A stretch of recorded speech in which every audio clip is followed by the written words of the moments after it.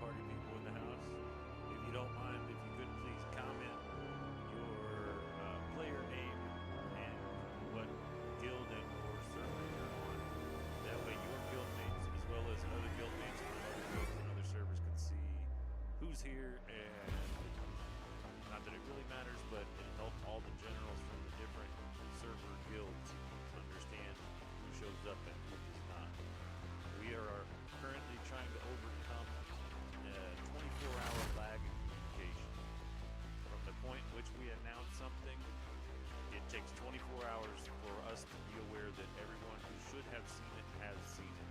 We do not have time to private message 30 players in 7 guilds across 5 servers. We just can't, bro. It's impossible. Or we're trying to little winners that will comprehend this, and we will eventually find a way to bring all of us together. We have quite a few tricks up our sleeve as far as how to build this guild network and how to help new players comprehend this live stream and some of our co-workers were blessed with the ability to return to work out at Red Rocks. The original 7 Tegridy Farms are and we have not been able to allow to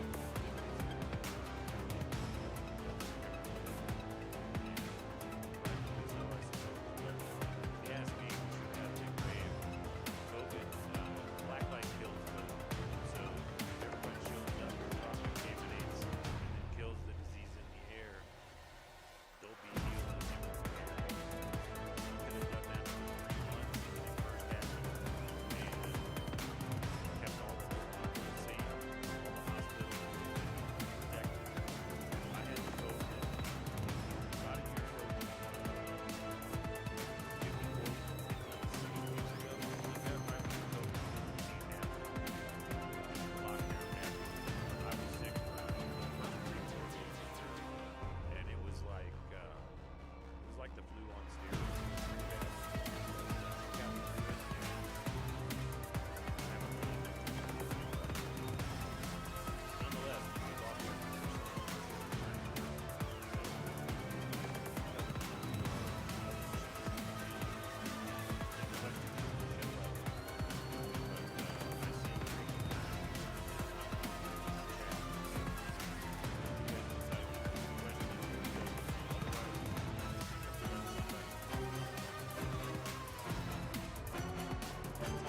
but I was talking to someone from Australia earlier.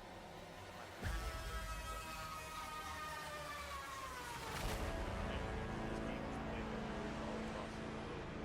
The sooner we as a guild solve these communication problems, the faster we're going to advance. And more importantly, we won't, in other guilds and other servers we've been in, you reach this climax, this apex of what's possible, and having been there and being aware of what the problem is at that point, we're trying to overcome all of that right here, right now, before it ever becomes an issue. That way, you all are prepared and able to communicate. When you have a 24-hour lag in communication, so does every other guild, unless they're organized. Now, if 15 people from the same region say everybody lives in the Midwest, that's super easy. You log in at 8 o'clock, you show up, you do your business, you leave. Tegridy Farms, we have people in Australia, we have people in Italy, we have people in New Zealand, we have people all over the planet. We have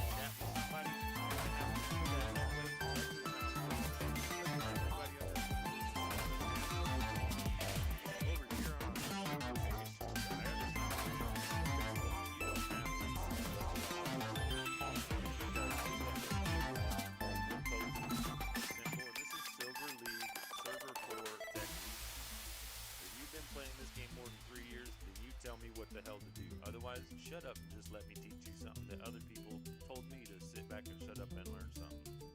So, when I post this link, or any of our generals post this link, it will show you what guild on the list, what the opponent is. If you're aware of the time, you'll be aware of what server this would be and what guild per se on that server. And then on the comments, everything that happens in that guild is documented in timestamp. Once it's documented in timestamp, we can then look back on it to see what players showed up, what players were involved in communicating, and who need to find a new place to live because they don't know the support. The point of this is people at work. We had a lull 2 years ago, year and a half ago. A lot of people were still at work. So all you have to do is turn off notifications to the post. You can sit there with that open and slowly set the window, right? Open that. This can be sitting just like that. Even slowing it down to a certain extent. So you have that there. Whenever something happens, you get notified. Everybody does something. Everybody sees it coming. So that can be happening. Right? That's all I have to have. And the entire time playing the game, communicate with players.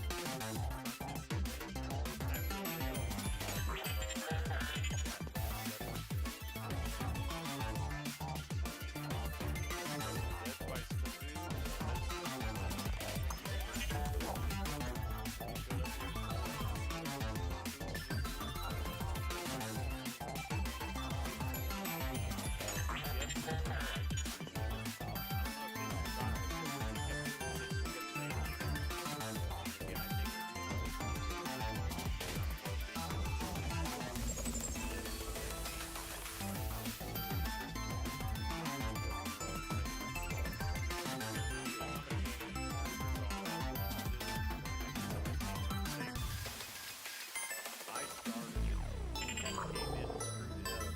Snafu came in and saved it. And I'll show you why. Told you, these things have solutions. You're supposed to follow them. HEP was supposed to go 4, 12, 13. I had already 5, 6, 7, 10. And by seeing that I still have one attack, by seeing that I'm level 57,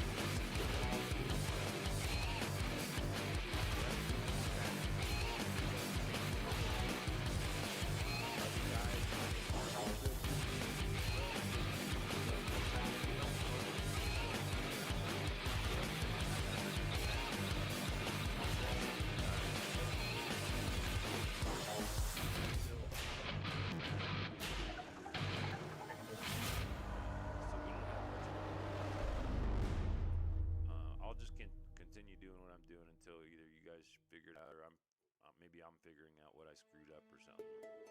I'm not the world's best. I'm no sorry Charlie that does this for a living and attacks right off. If you don't know what I'm talking about, well then good, because he doesn't need any more publicity. Let's just say not a fan. So let's look at this one, because this is where Snoo was, and I'll look at the answers. I still haven't, no, that's a cigarette. I still didn't get a doobie roll. Did I get coffee made? I think I got coffee made, so we're good. gosh, I just looked down and go, oh, I sure hope I unmuted the microphone. I hope I haven't been sitting here for 14 minutes talking to a dead microphone. That's why nobody's asking questions or doing. Oh, maybe because they can't see the screen. They can see the screen. Okay, you can see the screen now. So, as you can see, the way I play, I'm ADD like water's wet. I'll just tell you straight up.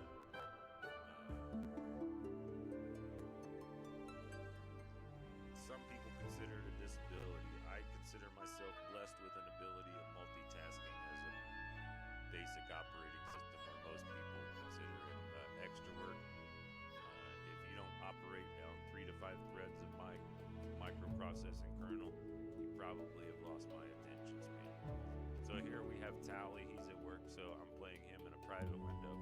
And then over here you have me up on server 57, 55.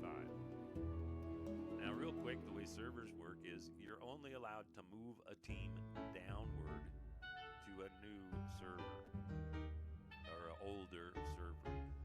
The point of this is that when you join those servers, you should start from scratch like everybody else. The problem with that is when you start from scratch like everyone else, you hit a glass ceiling and you can't get any further.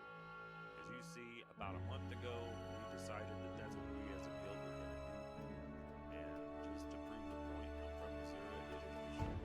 There's our original. That's not our original. That's our actually third squad. But we all started on server 4 basically. We showed up around the time of, it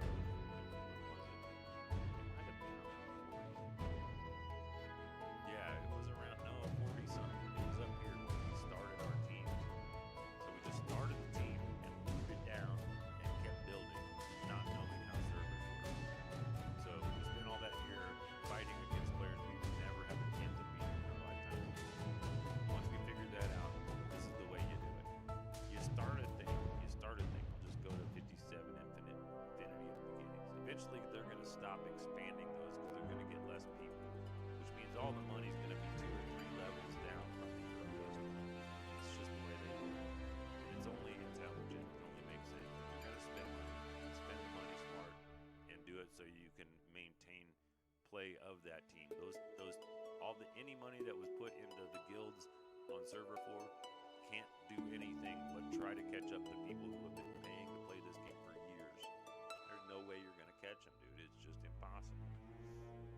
Now, if you're not aware, don't open a soul coin prize unless it's an event. Trust me, just don't. If it doesn't say do this, don't do it. It's really that simple. So, it only takes level 20 to be able to see the rankings. Once you can see the rankings, you can see what's happening on that server and the guild.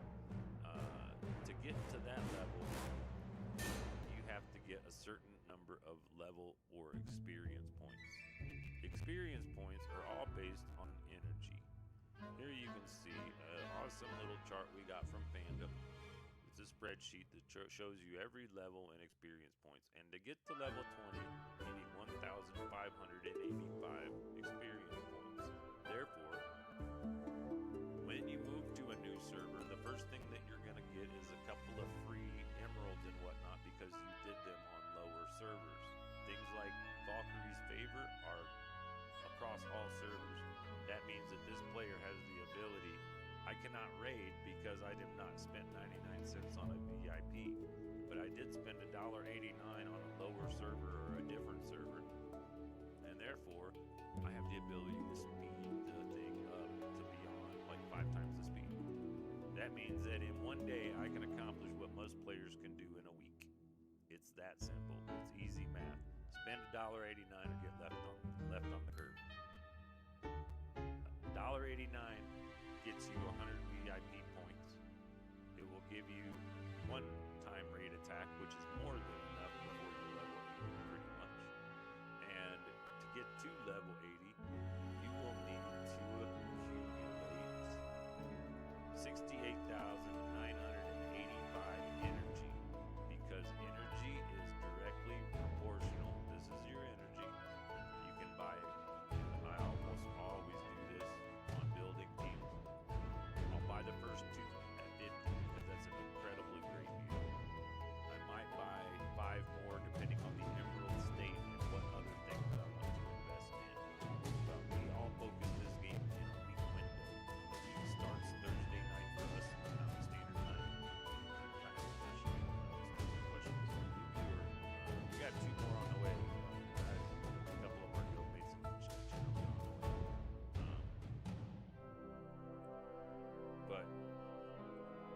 essence, this team is started. Every day you can get 650 experience points from this. Do the simple math without spending a dime, without even bothering. Start a team. You can get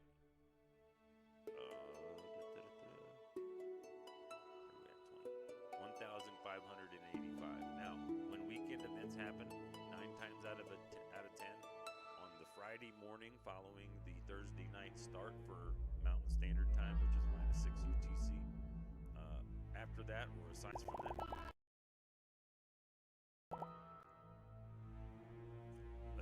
that, you're gonna get a 500 after that or whatever. You're gonna get a 500 energy gift from wherever you're playing, Facebook or web, Discord. We use Hero Wars Central or Hero Wars Assistant. So with Hero Wars Assistant, is that telling me Charlie's watching? Hey Charlie, sorry about your luck. One of these days you'll be from Missouri, not in Missouri.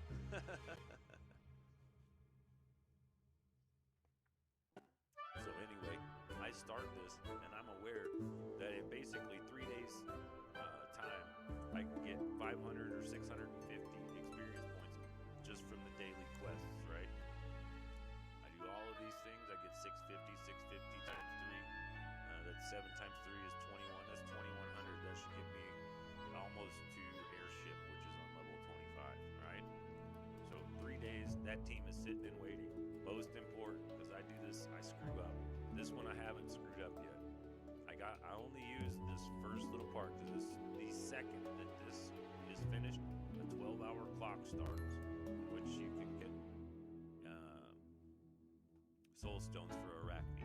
If you play your cards right with that simple $1.89 investment, you're going to be able to raid, and you're going to be able to basically every cent of energy that you have, you will spend on them like super fast. Whatever you choose to use that on, we use it for promoting our ranks and getting our items. And that you just simply, you go here, you click on the item, you say, oh, I need to get that, I go there, I hit raid. When you're VIP 5, you can use these other 2 buttons. It takes 10 weeks at with just Valkyrie's favor to get to VIP 5. That's not long at all. That's 2.5 months, right? That's 5 big events and 5 little boring events, maybe someone random from the weekend. So in 5 weekends, you can have all of that in 10 weekends, you can have that. If you go the route and spend an extra 99 cents to get an Emerald Pack, you're going to get another 50. So that means that every week you do that, you'll get 150 VIP points. It'll take you 10 weeks. It'll take you less than half that.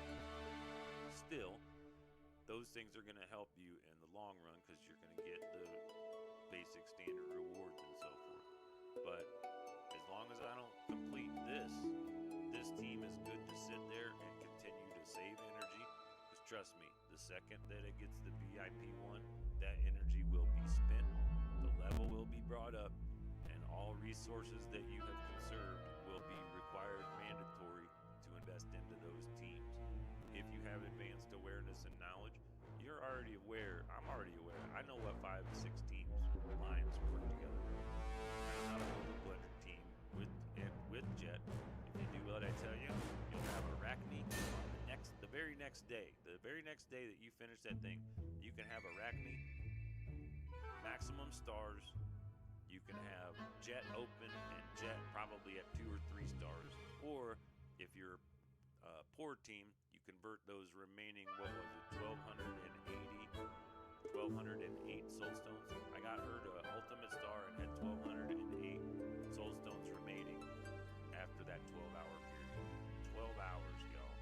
If you plan it right, you get that's tons of resources because you can sell every one of those soul stones for 4,000 gold and invest all that gold into your other heroes' skills and abilities. Still no questions. 3 concurrent viewers. Am I missing something here? I don't know. Let me see. Look, I didn't tune in myself. I should tune in my own channel sometime.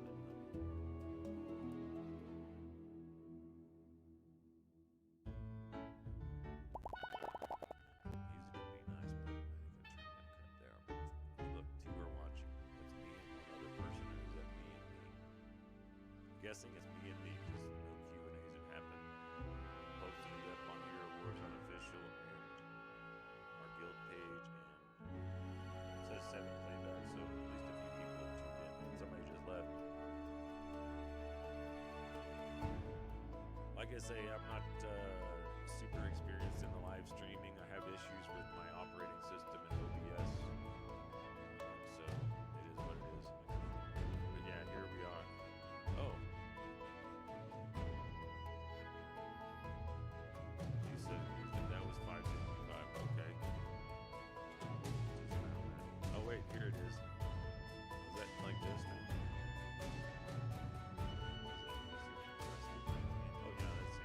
Okay, hi Death, welcome. Say you're there, and then I'll know that we're happening, and we can, if you're ready, we can do this Q&A. I was about to run out of stuff to say. You can't see it, but see on the second window, I have this open. This is how I do the live stream. Like I say, I'm kind of a noob with it. At least I got this part right.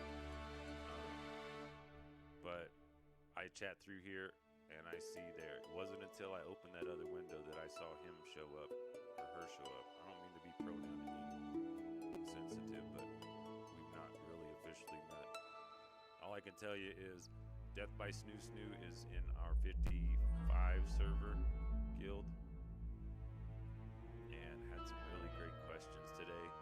And I didn't want to waste it on a small handful of people on 55 because we got a lot of players on server 54 that are really proactive, and they actually follow the simple things like send your guildmaster a personal message. Here's why. Here's Tally's account. Here's the personal messages. One guy, this morning, when I logged in for him, he was already gone to work. I cleared all of these out only so he and I, when he shows up, we can all see who shows up. In 24 hours, one player, or in 12 hours, however many hours it's been, one player showed up. We'll call it 4 hours. That's only 1/4 of our 24-hour gap lag in communication. Until we solve that, we're not going to have any good issues. Okay, I got an okay, or was that him saying okay? God bless it. Do I have to keep another window open just for that to work?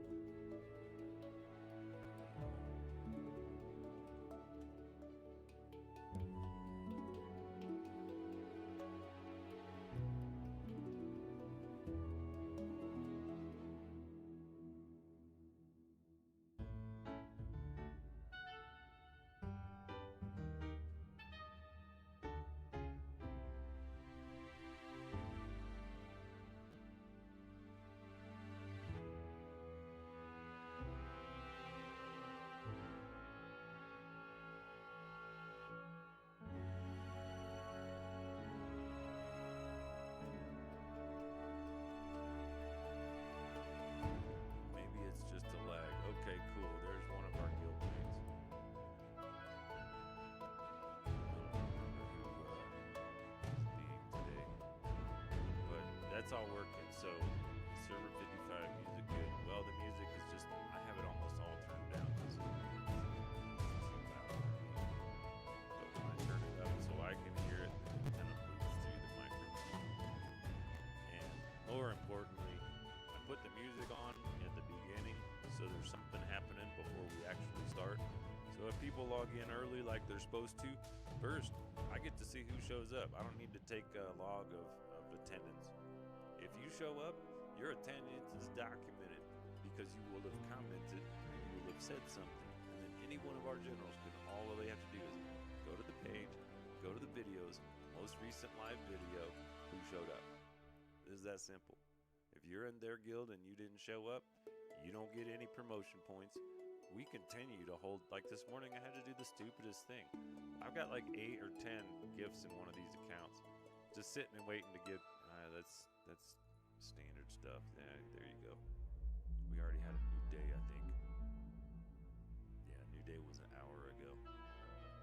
It's crazy overcast, supposedly winter storm happens in Boulder, but it was just rain. But, I was going to see what questions they had. Oh, here, I got you.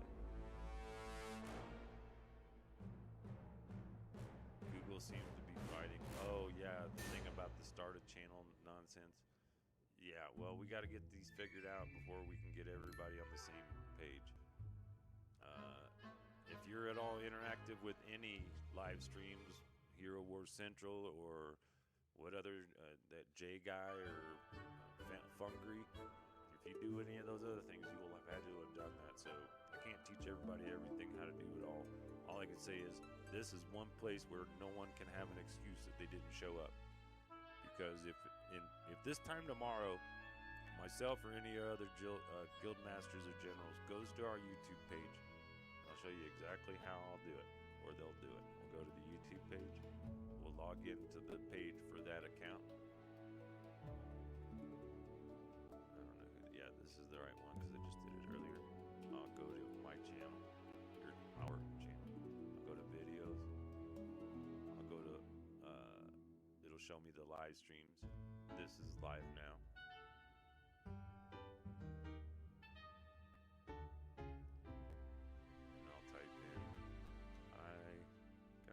It. I made it happen.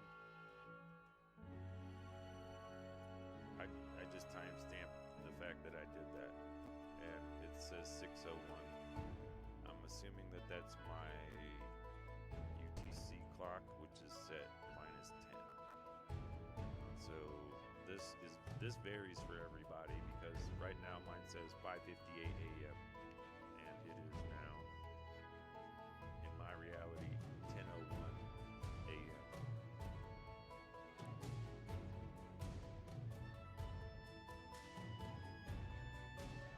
So now let's see if we can find those. I'm just gonna have to trust that that's gonna work over this other window. The Death by Snoo DBSS Snoo told me they're working, so I'm not going to be expecting on speedy interaction. Attila got booted today. Armored Time. I don't know. I've never showed. These people showed up today for this guild. I don't know those people. I don't know that. I don't know you. So why you keep bugging? I'm not going to blacklist you because you didn't violate a guild situation. People don't understand why we blacklist you. Well, here's the thing. Your name is actually attached to a number. You can change that name, but you cannot change that number. A lot of players will go from guild to guild messing with other guilds because their job as a guild, like they're a probationary guild member, go out and mess with all of our enemies. Every week, if you're bronze, silver, or gold, every week you know who your enemy's going to be that week. You know all 5 teams, all 5 guilds to look for. So as you're going through the arena and the grand arena, and we ought to do that, but we're not gonna. Hero Wars Assistant, this cool extension will give you, won't drop in the private window because it ain't private, but this will allow you in the arena to see your current opponents, and it'll also give you a ranking of all of the things you've done. This is one of the few things. This and the War Log are the 2 primary functions of this extension that the developer themselves use every day. They've asked us to, we're going to do a simplified video for them specifically, covering only this, which I still don't understand why that has just number signs up there, but I assume it has something to do with the numbers of each of these icons or the heroes. But that is directly linked to this, right? Lockpick. So if I want to see if I've battled Lockpick before, I click on this. I've not had more than 10 battles with them. Have I had 0 battles? I've had more than 0 battles, and these are all of the teams that I have competed with. The point is that I can look, and it's looking for teams that are combinations of these, so I can see what heroes I have leveled to counter them.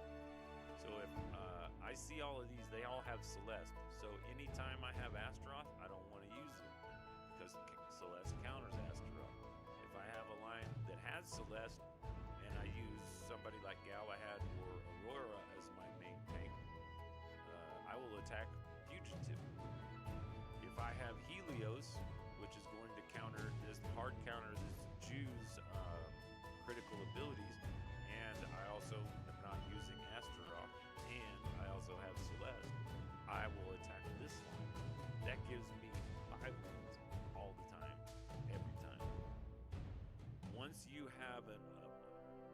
profile of one. And a good single simple trick is, let's find the low ball. I just like lockpick because I like that thing. And it's level 45 on pilot. But hopefully I'll lose, and this example will work even better. So yeah, like I said, ADD like water's wet. I don't got time for that shit. I'm coming over here. I'm going to do arena. And here, where's it at? Go here, open log. Lockpick, and who am I? Oh, there it is, chief. I'm not seeing it. There it is. Now, I can go to this Hero Wars calculator, and I'm looking up the skirt of that enemy that I just attacked. And I can show the artifacts, and I can see that they're really focused on Maya, specifically Dante second, because someone told them that that's the cheap way to build a team. And it's not bad, but I focus all my advice on long term. Long term, I wouldn't involved any of these people. I might have gotten Arachne involved if I got her to maximum level. But on server 4, you almost never see her on the top 100 teams. You just don't. You don't see her hardly in the Grand Arena. You just don't see her. There's a reason. Those guys have been playing this game a long time. What I would have done is put every single ounce of energy into Celeste. I would make sure first and foremost this is 3 stars. Do not waste time investing in this stupid shit until this is at 3 stars all across the top. Because until it's at 3 stars, when it's 3 stars, 100% activation rate, which means the first artifact boost will work, which means that this chart becomes handy. Because here you see a physical attack versus magic attack, all the different heroes, and the first buff, the first art buff, meaning the buff that the team gets when that player or that hero does its white skill, its first skill, meaning it charges up its energy, it does its thing for 9 seconds, the whole team gets magic attack. You follow. Now, let's go really deep. Why are they investing so much in Maya? I'm going to look all the way up with their skirt and spine. They know how to put intelligence, so that's not bad. This isn't horrible. They might already have a line that they intend, but they have some pretty easy things to get that they're not getting, and there's a reason. Either they don't have the energy, or they're 100% just don't know what they're doing. But this magic number is 21. From 20 to 21, you see almost triple of the bonus effects. You also see almost triple effects of cost, because the amount that it costs in emeralds or whatever it is going to, or stones, is going to reflect on your abilities, and etc. So back to the line in question, showing their artifacts, you can see exactly where they're at.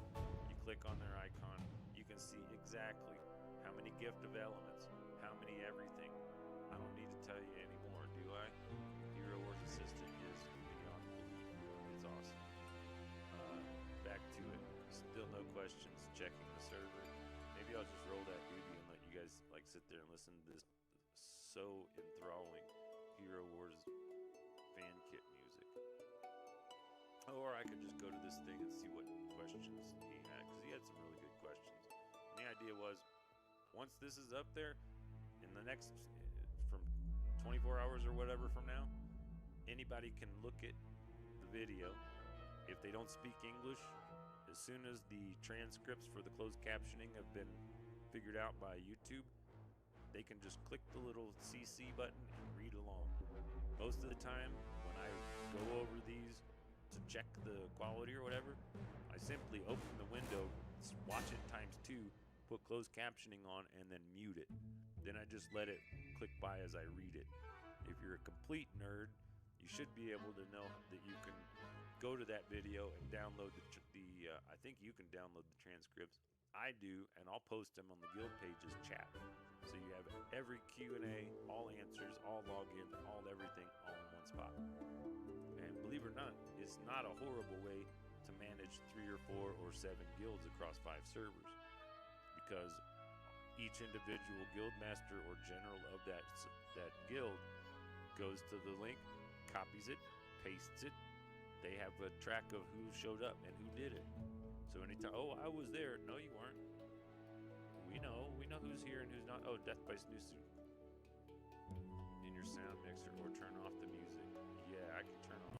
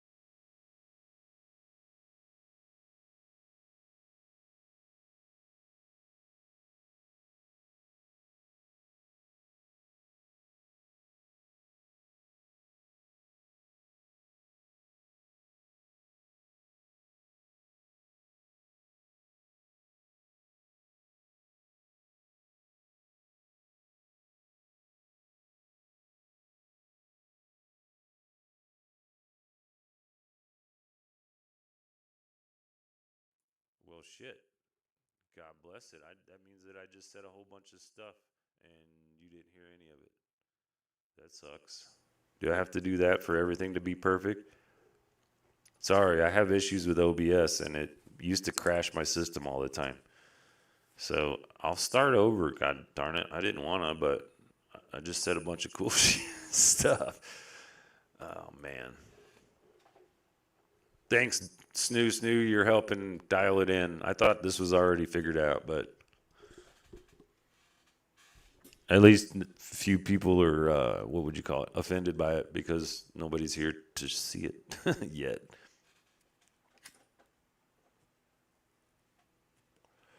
Okay, cool. Yeah, here, I'll show you.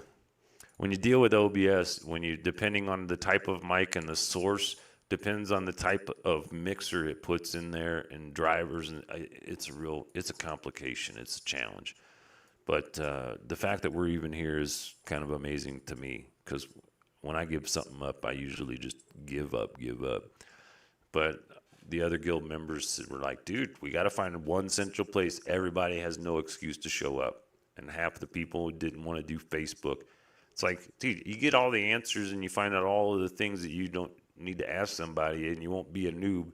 And it shows that you're willing to invest a little side time and energy to make your gameplay better.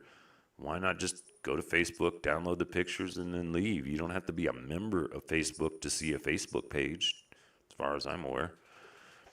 Oh, yeah, okay. I'm back to turn my mic off. I got to get I'm going to put music on this one because at least it'll be in my ears.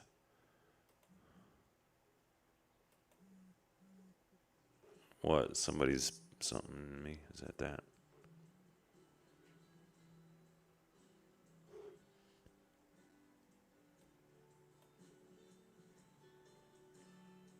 Currently listening to KGNU, Boulder, Denver, Fort Collins, community radio. Got to start volunteering there a year ago, and then COVID happened, so that's been on the hold. And fortunately, I get all free time to devour my hours with Hero Wars. And believe it or not, even trying to help my buddies manage their teams while they're working still means that I run out of stuff to do in a day. And if I'm running out of stuff to do, then lots of people are running out of stuff to do, and they'll find new things to entertain themselves. But once you get this Hero Wars bug, me personally, it was really helpful because it exercises my brain in ways that, in other ways, I wouldn't get that same exercise, if that makes any sense. Depending on what my job or position would be as a stagehand on that day, lots of brain activity, lots of threads through old Duder's brain, you know what I'm saying? Lots of strings, lots of ins and outs, man. When COVID happened and all that ended, my brain was just like, dude, you got to give me something to do.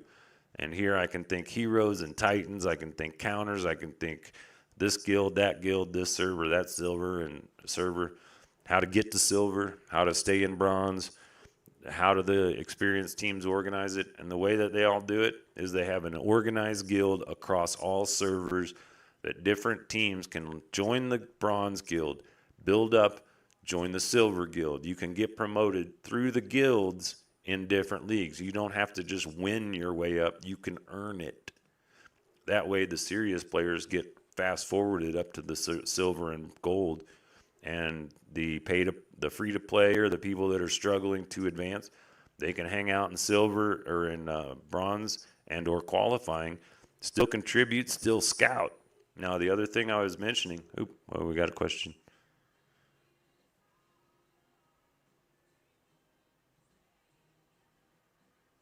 Oh, a page setting. Yeah, I'm pretty sure that this page is public only. Occasionally when a user they'll forget. But that's a good point, Snoo. Still,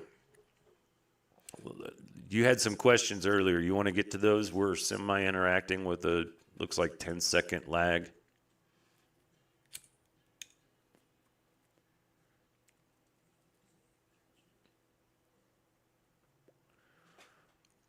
I need the music a little louder. hopefully I'll talk enough that the copyright bots don't get on my shit. To remind players, those skins stack. Oh, yeah, for sure. The way I define, this is what I do. Let's just cover the way I start a team or a line or whatever you want to call it. A line is your 5 main attackers. A team is all of your heroes. Hero wars themselves and all, what would you call it? All of my predecessors that do these videos regularly confuse those terms, and it's beyond belief frustrating. If you cannot define the terms, you can't communicate in the same language. So a line, this is a defense line because these are defenders, right? You go to Grand Arena, defenders. So this is a defense lines. When you attack, you get to look at their defenders. If you use Hero Wars Assistant like I just showed you, you can see what they are. You can look up their skirt. It's complete and total intel, as Snoo was reminding us. But more so, this Hero Wars Assistant, check this out. It lets you share so that everybody in the guild now has the responsibility to scout for their guild. When we get to bronze, what's going to happen, like in all of our other bronze guilds, is we'll have a schedule for the week. On the page, we will post for that server, for that guild, the 5 enemies that they are looking for. Then, in the arena, you go to the share tab. Here on the left-hand side, this is for, you put your Facebook ID, your number for your Hero Wars Assistant. You put that in there, you click save, that allows you to upload. You put share, that uploads, in this case, 33 different instances or attacks or opponents. Over here, the generals and the guild masters, we'll put our numbers here, so when we receive, download, we get everything that's been shared. Once we get communication resolved, we'll be able to get all of our generals to share every Thursday, probably right before the event happens. On Thursday night at 8 p.m. Mountain Standard Time, event happens. Weekend event starts for us. At that point, everybody should have shared. Once that day is done, just before the Guild Wars the next morning, in our same day of consciousness probably, stagehands have odd sleep schedules, and we kind of live in Russia time, it seems. So we will then show up, download all of that, and use that when we go to our log, because we will have all of these logs from everybody's teams, their arena, their grand arena, as to what the enemy will look like. You see what I'm saying? Which means that I'll be able to go here. Oops. I'll be able to, God dang it, get bigger. I'll be able to go to this arena and or grand arena and or war log and compare. And when I look at the guild wars in the total, when I see those certain teams that are problematic, I'll then go to the Hero Wars Assistant, look at that line, see within the war log, say next week we might battle this same team. Oh, look, they've gone from this to this because this was on this date. But again, Hero Wars calculator, I see all their artifacts. 0 artifacts. That means they're not going to get any buffs for their line on when I attack them. None of the artifacts, 1/3 of the time, you might get 3 rounds of attacks, so that maybe 1 buff round at best.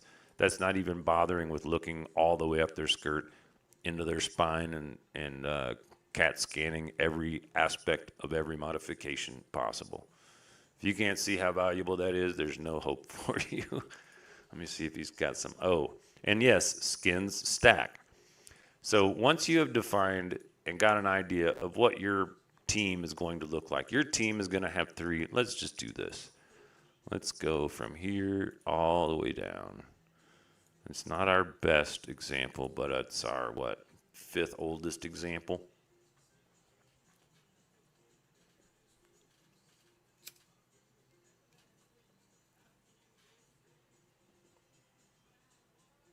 Oh, and Snoo, tell me if you hear music in the background at all. I don't want the copyright bots to catch me in my ADD moment.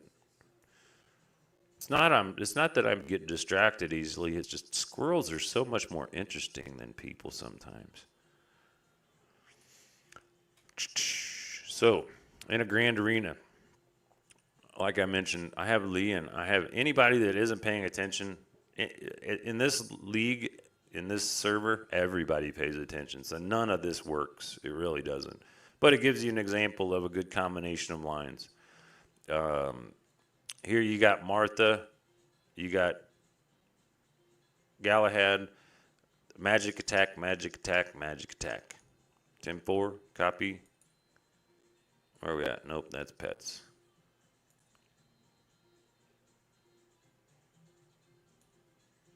So physical attack, magic attack, magic attack, magic attack. Right?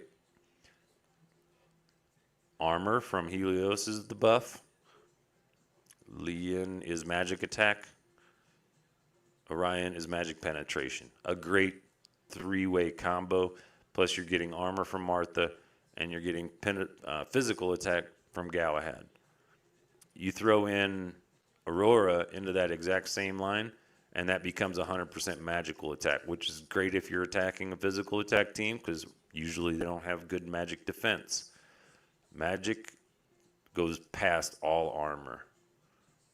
Physical attack goes past all magic defense. It's that simple. So let me see if there's more questions. Oh, skins stacking. So when it comes to skins, if you have a hero and you've defined your line and you're looking to level that hero up. For example, as you can see, I learned this before I got to this point. Leon's intelligence is set at 21, and I'll be saving this up until I get to 5,000, which allows me to get a skin. I will then get that skin. I will stack it, meaning all of those are affecting. Let's look at her, because I think she's got every one. Here she's got a physical attack skin, which is really cool because it makes Killer Rabbit, which is Monty Python as can all be. Love that. That was one of my first skins for the looks of it.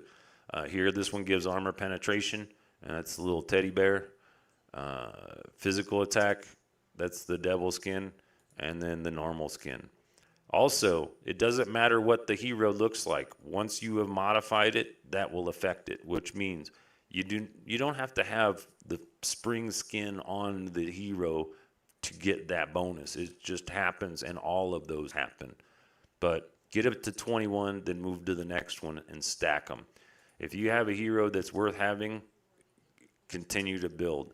If you're around for wintertime, Winterfest, certain skins were available. Here's a winter skin. It's only available for Winterfest, which means if you have this hero and you don't have that Winterfest, might not be the best hero to level up, because you're not going to be able to get it at max level until next winter. You understand what I'm saying? Does that make sense? Here, you've got magic attack, magic defense, and armor. None of them are invested in because he's only at 21 just now. Also, with the main line that you can see, the most powerful ones, this team right here, it runs on Galahad, Astrid and Lucas, Nebula, Orion, King Mao, and Martha. That's the player versus enemy campaign line that has gotten me in only 100 levels all the way. Is this the one? No. That line will get me all the way to here. I beat Runaway Princess at level 95 on Facebook. Actually, level 94, but when I beat it, it boosted me. And now I'm 100 and something and still having an issue with Path of Madness. But Cornhole's getting leveled up, and that'll be that. Otherwise, game works well. Astrid and Lucas, if you notice as the game advances, more powerful heroes become the ones that you get soul stones. Astrid and Lucas and Celeste are the final two.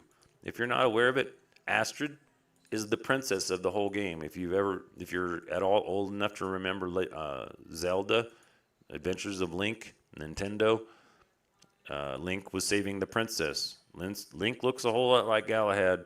Galahad starts off the day to save the princess.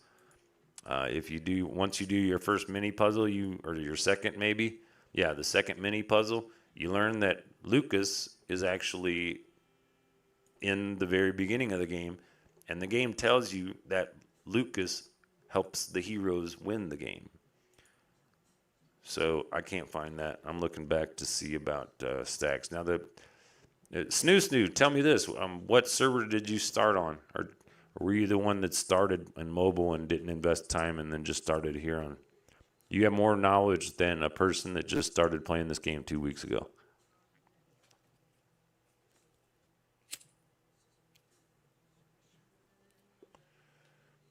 Because we started our move, gosh, when was it? I could probably use this game to look. That's a good thing about having ADD for so long, is I learned how my brain works, and I forget how to remember, but I remember that I forget. So if I go to Abandoned Heaven, which is server 53, this was our first scouting team when we decided we were going to do this. We sent one team up to get to level 20 to look around. Then we all started going up. Then we found one that seemed like, when we decided on 54 as our main server, at the top, we, come on, advertisement. This one was started April 9th. And then we go up.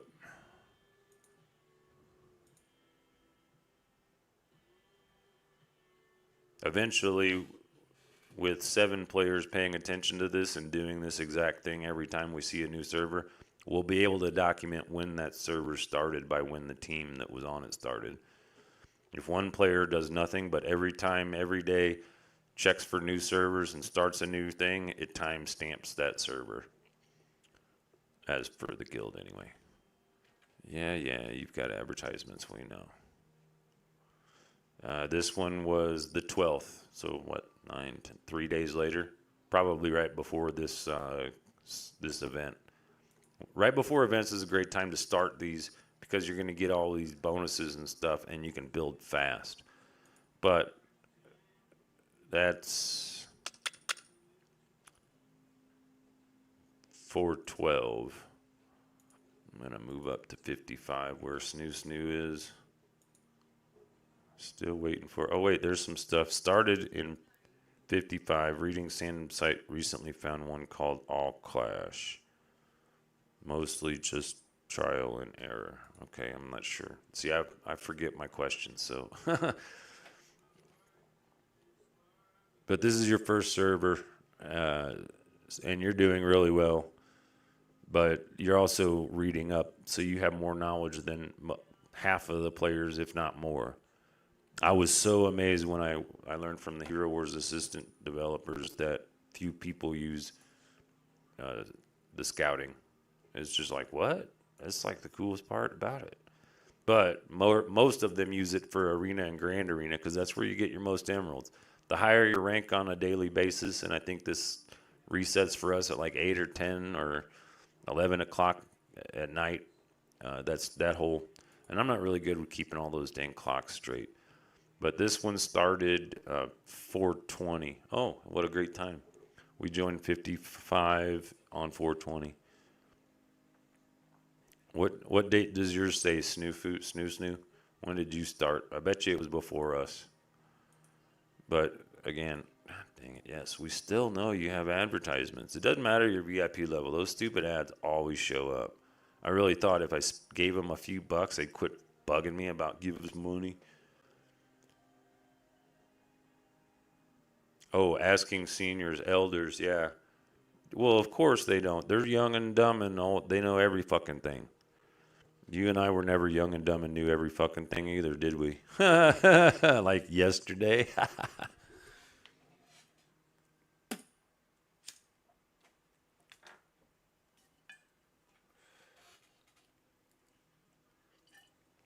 The best part about getting stoned, or the worst part about getting stoned and forgetting shit, is sometimes I put the joint in my mouth backwards. The best part is, oh, you started on 422. Cool. So we're the same age on this server. The best part is, because I'm so ADD, I forget that it went out, and I don't burn my mouth when I accidentally forget that I put it in the wrong way. Ouch. Don't do that. 427 was when we found 57 Infinity of Beginnings, which we were thinking was going to be the last one. And as of now, it is the last one. Now, to explain, because Snoo is aware and conscious, I'm just going to explain this. The technique that experienced guilds use, they'll be down at a lower server. They send 1, 2, 3 scouts up, just like I've done, just like we've done. All of our players, all of our original 7 are on 54, and half of them are on 55, sitting and waiting to join or start a new guild. The point being is that most all of us are starting teams up on 57. When the next event happens, we'll probably mob that server. We'll earn and advance as fast as possible, because your competition is every other player that's trying to do what you're trying to do and advance fast to get highest top ratings in Arena and Grand Arena, which allows you to build up your gold and your energy. The more energy you have, the higher your experience goes. Simple math, nothing complicated. Gotta have energy. I have energy in the form of emeralds, but the first 2 are 50, right? Second 5, the next 5 are 100. So for 600, you can get 7 times that, or 7, 8, 940 energy, about 1,000. At 1,000 points of energy, 1,000 points of light. 1,000 points of energy is 1 level from 45 to 46. Is nothing. Nothing. The point of it is if you're experienced, you're going to learn this, and you'll know you can save this up, because when events happen, whenever you get bonuses for doing something is the only time you want to do it. You don't want to do spheres. You don't want to do summonings. You only do the stuff the game tells you to do. If it tells you to do it, like the daily chest, do the daily chest. But if it's Thursday morning and you're in the Midwest and it says do the Outland, do not do the Outland. You have to wait until the game clock resets at 8 o'clock p.m. Mountain Standard Time. However that works out in normal time ain't my business. Where I'm at, what I'm doing. This, I wait until Thursday night. Thursday night, 7 p.m., everybody shows up that can show up. We get ready for the event to start. We have already done the research. We have gone to the Russian page. We have found the details of the event. We will already be aware, probably by noon, or for sure by the end of Guild Wars, we will know what the event for Thursday night will be. So on Thursday, we log in. We do what we have to do for Guild Wars, and that's it. Then we wait until Thursday night. We do all of those things because that's going to give you an edge if you're in those time zones. If you're in OTC +1, -1, right along, it's not going to make that much a difference as far as I'm aware, because your day is considered with that. So you'll log in, you'll do your stuff, you'll get rewards. It's real easy for you guys. For us, we got to think extra about it. And with that keeping in mind, what these teams will do is they'll start their guild up here, their teams. Then you can only move to a new server. So for this example, I could move Chief to Comasac, log into it, and make sure that I'm on the Infinity of Beginnings, change server, go there, I'm going to hit select. I can transfer my character to this server. You can transfer the character. This cannot be canceled. You have 1 free transfer available. After that, it's like $13. So you don't want to, or 14. It's not worth investing in, because you can do it for free if you know what you're doing. If you followed any of our videos that we've done in the last 3 weeks, you're aware. You want to start your team and you want to not do this. Do not accomplish that. As soon as you hit that, 12-hour clock starts. Before that 12-hour clock starts, you want to be aware of whether or not you're going to spend your $1.89 plus your 99 cents to get VIP 1 and to have a few emeralds and get 150 VIP points. I just saw a question. What is the server that lists events ahead of the events? Okay. Thank you. Awesome. I knew you were the right person because you asked all the right questions. We need more of you, Snoo. So, bookmarks. Special events calendar from Hero Wars Wiki of Fandom. Here you see the events as they are being released. Up here you see details events, but in Russian. But because I have already, I'm a nerd about this game, so I didn't have translation software installed before I played this game. I didn't need it. But here, I can translate it. Oh, look, I told you there's going to be a Water Titan event. There's going to be a Titan event. It's going to be this weekend. Is it Thursday already? Holy crap. Nope, it's Wednesday. Well, they've decided already. It's going to be rainy season. It's going to be which is a Water Titan event. And we're going to get a huge boost. But you save your energy and you only burn it during those days. If you're in any of our guilds and you're questioning whether our generals are doing their shit, well, just shut up and wait and watch. We'll show you what we fucking know, all right? Because you only want to spend this energy. If you're forcing yourself to get leveled up to open certain events up to 65, understandable. After that, you wait. Shock power, soul stones. You always save your soul stones. Some of them I've shown you. All of these on the bottom, the reason these aren't done, see these little glowing question marks? Those are the mini puzzles that I have not completed because I'm waiting for an event. When the event happens, I'm going to open all of those. I'm going to bust advancing through the campaigns to get more of them. The more I get, the more soul stones I get, up to 500 soul stones, which means you could open up 5 big magic chests during this event, and you're going to get bonuses. Outland, that's why you don't do your Outland on Thursday day. Summoning in the summer circle. So from this point forward, everybody in every guild that we're in should be saving these. They're gonna allow you to do up to 10 summons every day. Don't dump 30 in a day. You want to do 10 every day for 3 days. This is the way the game works. You got to do just a little bit every time they tell you to.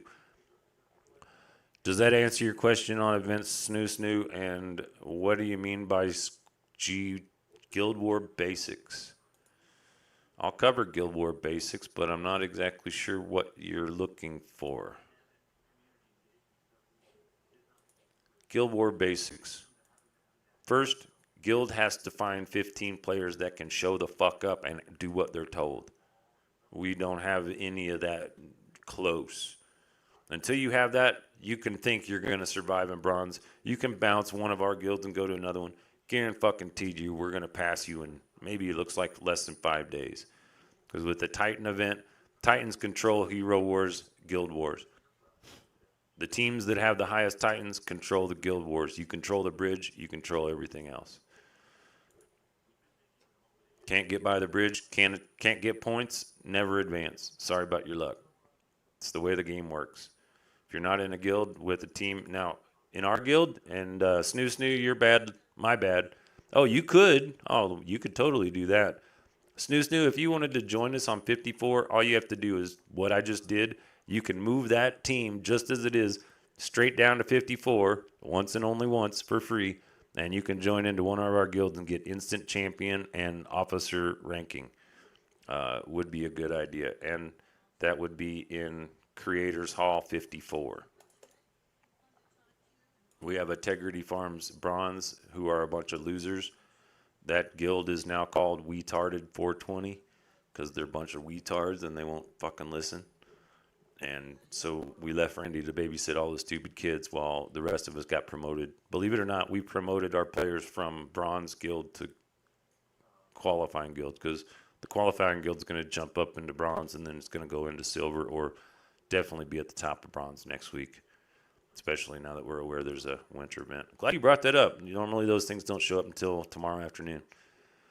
But they're ahead of us for that. And you're saying Guild War Basics. Guild War Basics. You show up, you report in. You announce, you private message your guild master. And we're going to have to do this until we have 15 players. Once we have 15 players that know what's going on, we won't need it. You see what I mean? But until that happens, we have to document everybody. Plus, we're dealing with multiple players. Sometimes can show up, sometimes can't.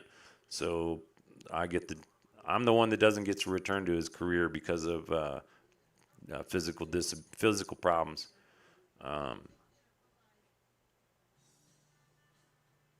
What was I saying? Something about Guild Wars basics. Oh, there's our qualifying guild. That's the one worth. I'm not going to bother showing you the Bronze Guild. But Guild War basics, you report in. How do you report in? You go to chat, you go to private messages. In this guild, one player showed up. Well, one player said they'd show up, and then they didn't show up. But we already had it covered. All we needed was one, and somebody else decided to attack wrongly. This guy. No, it wasn't that guy. That was the only assignments we set this morning, and somebody came in and did something else, and we threw their fucking ass out. But I already deleted that chat. You attack before we tell you to, and they always do it wrong. They always do it with an overpower or an underpower. They never do the math. You want 10% or more power, and you want to make sure your level is at or above your opponent. If your level is below, doesn't matter what your power is. I can beat your ass with 1/3 power of a Titan line. Now, let's look at our defense. Holy jack, our bridge ain't going fucking nowhere. You know why? Because Chief Tacomasack, Tally, and Eric Cartman, all three of those players, all three of those teams, have level 51 or higher elemental totems. As long as those tanks survive, ain't nobody getting past that bridge. They attack it once, the totem charges. Every time they attack, the totem goes off on them and then resets. We have green, we have blue, we have red.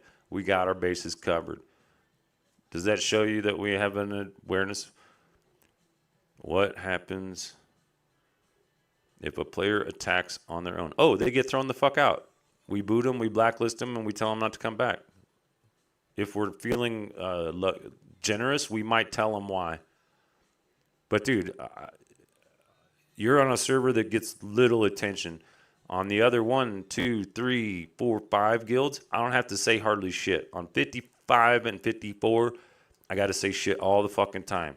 Don't attack. It's because 70% of the people are brand new, and we get that. Now that our guilds are to a point where we don't let anybody in past 40 or 50, we don't have to deal with it. The good part about that is the first week everybody gets lots of artifact chests because new players show up, aren't even aware, charge a glyph, 10 points, you get 700 guild activity points. If in the week you don't start showing 750 guild activity points, if you're not aware, all you have to do, I think it works for every player. Go to your main screen. For web version, go to gifts, go to activity. Activity, I can tell everybody that did everything, right? I can see that you were active today. See all these people with 0? Well, that's me because I ain't doing shit because there's a reason for it. I wait for the brand new day to start because when I first charge my glyph, I get 700, right? You see that? I do that after the day begins. Then at 8 o'clock when the clock resets, I charge it again for another 10, and that becomes like 1,200 or something. I'm not exactly sure. But this gives me a general idea of who's doing what when. Who's going into the dungeon? I can see that overall in a week. These are all people that are advancing their titans, and they're also the ones that we need most at the very beginning of the guild war, because unless you open the gates or the bridge, you don't advance in the guild war. What happens and how does it affect the siege? Well, it depends. If they attack before we throw them the fuck out, both at that attacks, they're in essence part of that guild battle, but will have been thrown out from the guild before it's over, so they won't get any bonuses. If you're not in the guild that wins when the guild war ends, you don't get shit. So throughout the guild war day, if you fuck up, like to a point where one of our generals is like, this player is not going to fucking work. Sorry about your luck. Later, bye. You don't get jack. If you don't show up and you don't private message the GM, you don't get an assignment. Once we are aware that you are doing that and enough people are following along, we don't have to require it because you will just show up. Does that make sense? Are we covered that? Good question, snoo. Sometimes I feel like I ramble on too long because I get off track, but you're helping a lot by keeping me on point.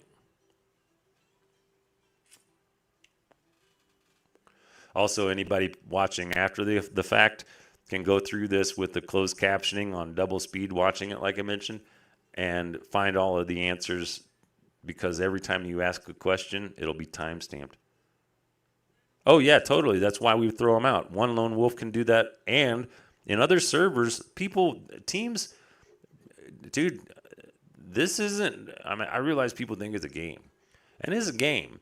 There's people that take it fucking serious. I mean, guilds full, like 50, 60 players. If you want in that guild, you got to do shit before you can earn your keep in that guild. It's like a gang, and you got to probationary your way in. There are lots of guilds and players that will send teams to join other guilds. We'll hang out with them. We'll get championship status, and then right before the guild war starts, they leave, leaving that defense position open. No, if they're in the war when it starts, guild war locks 1 hour before it starts. The only thing that modifies that from that point on is if they leave or get thrown out of the guild. If they get thrown out before it starts, their defense position becomes empty.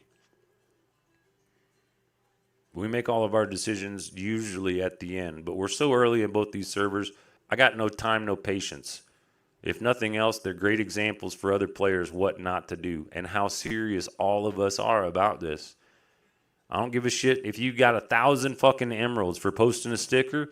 If you post a sticker on Guild Chat, we will all blacklist you from Guild Chat and we never see any communications from you because you're a stupid third grader in our brain and you got no business being in our guild.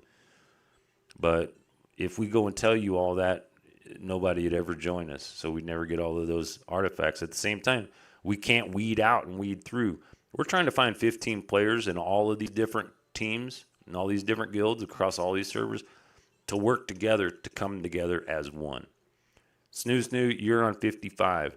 That means you keep doing like you're doing. You're going to be able to drop down to 54, transfer your team, and be in a silver guild instantly. How do you like those apples? I'll wait until you reply so I know we're caught up with the lag.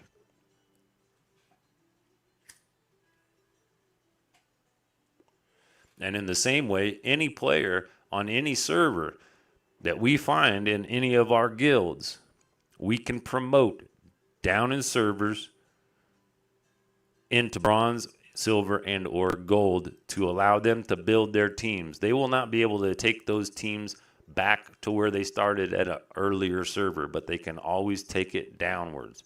That's why server 4 is so hard. Does the state of the enemy defense line change with each attack? I'm not sure your question. When you attack the first time, the defense line will have the opportunity to prime all of its energy. As you and I mentioned off this video, it's like Arena and Grand Arena, or it's like the Tower and the Dungeon, except opposite. Oh, I'm not scrubbed 55, bro. We're building teams on 57 right now to come down to 55. Did you not see that? It's just 55. We don't have 10 people. We've got right now 1. Actually, I think we got 3 that have private messaged, and that's out of 30. So we're on a 10% ratio of netting in a few good players. And also, sitting at 55 is only going to leave you stuck with all those players. The name of the game in advancement is learning how servers work and being able to move around in them freely. Same thing with once you're on a server. We have 2 guilds on server 54. One's a bronze, one's a qualifying, soon to be silver. Once that guild gets to silver, because after this weekend, I guarantee you, all of our tanks, all of our front line are going to be huge. Ain't nobody but gold and silver going to get past us, so they'll never get points. As long as we have 15 players that show up, we'll win. Yes, defense lines keep their health, their energy, and their live dead heroes, as well as all of their charged waiting that works for heroes, that also works for titans. So if, for example, a low-level team decides to attack the bridge because they're anxious and they don't want to wait for orders, they attack. They get stomped because the line that let's say that they're level 40 tanks or titans and they're attacking a level 60 tank. They're only going to do 1/3 damage of all of their attacks. It's a wasted attack initially. But then what happens is that titan line becomes charged. So then a line that's, say, 65 goes to attack it. At that point, it doesn't have but 10 seconds of energy or defenses, and it's battling somebody who's like on the 2nd or 3rd or 4th round, just like in the campaign. In the campaign, you carry your energy kind of through, right? Or in the tower, sorry. In the tower, that continues to carry through. In the dungeon, it's the same, but that's for Titans, right? The Titans' energy. If you get your Titans charged before you start, like you always want to finish your event or your battle with your Titans at full charge, not auto, not discharged any of your skills. So the very first thing they do is they blast them with their maximum power, and then they turn everything off and they recharge everything with energy.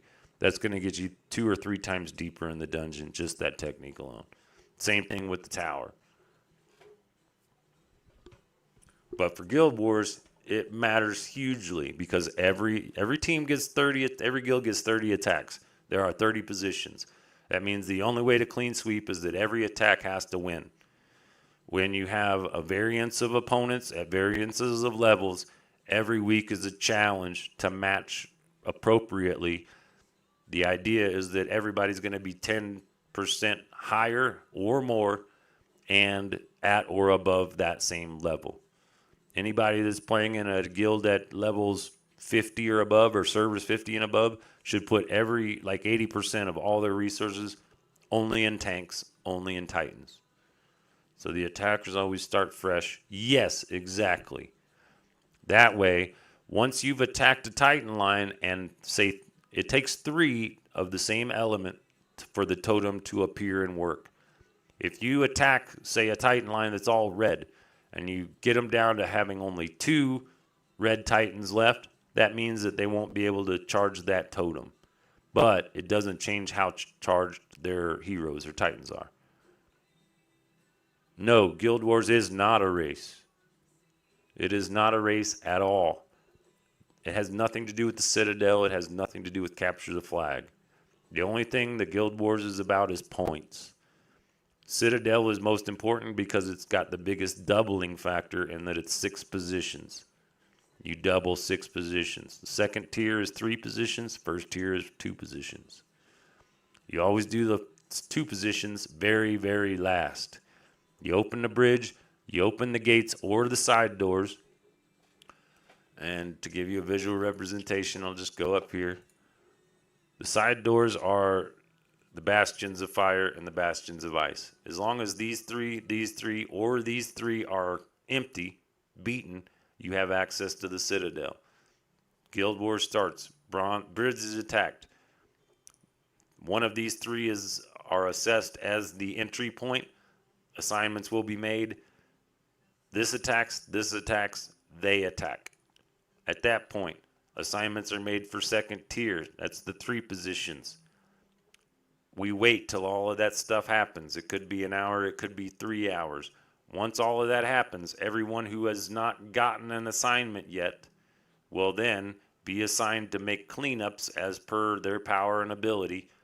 After that, and only after that, do we bother with these. So, Guild Wars is definitely not a race. It has nothing to do with the clock, except that right now it ends in 3 hours. We're already done here, so our day is good. You see what I mean? I like to keep this schedule so it's easy, and this is way later than I would normally do any of this stuff. When this functions, it all happens in like 10 to 15 minutes at best. So Guild Wars can be done in 10 to 15 minutes at best. Yes, Death by Snoo Snoo, the winner is the guild that scores the more points. However, that only wins the battle. The war is 5 days long.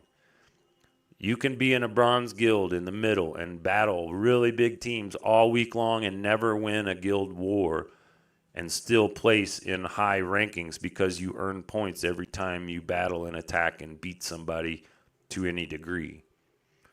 You can get from 1 point to whatever the maximum is for that position.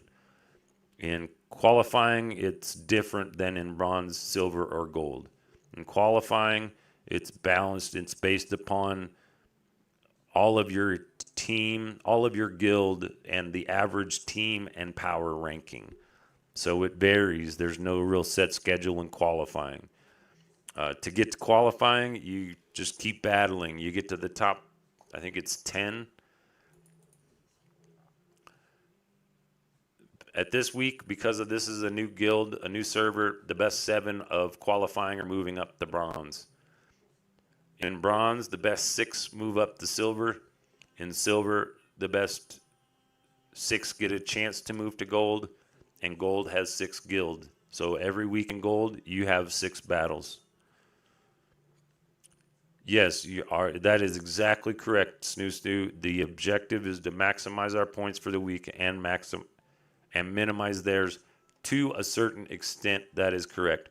There are other times where we will intentionally give a team, a guild, points to force them to score more on the ranking, so our weekly schedule for the following week is to our liking. That might be confusing for you, but that's the truth. I don't know why this starts, all of a sudden it sounds different.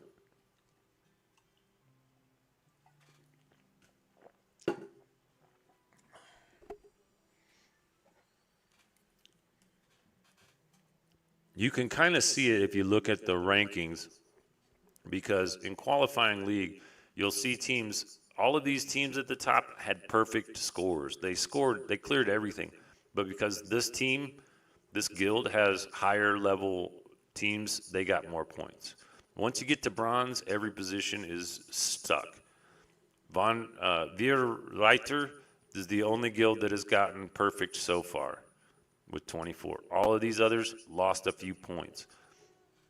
The defense trick is to set lines that the attackers will confuse and miss, meaning they won't win.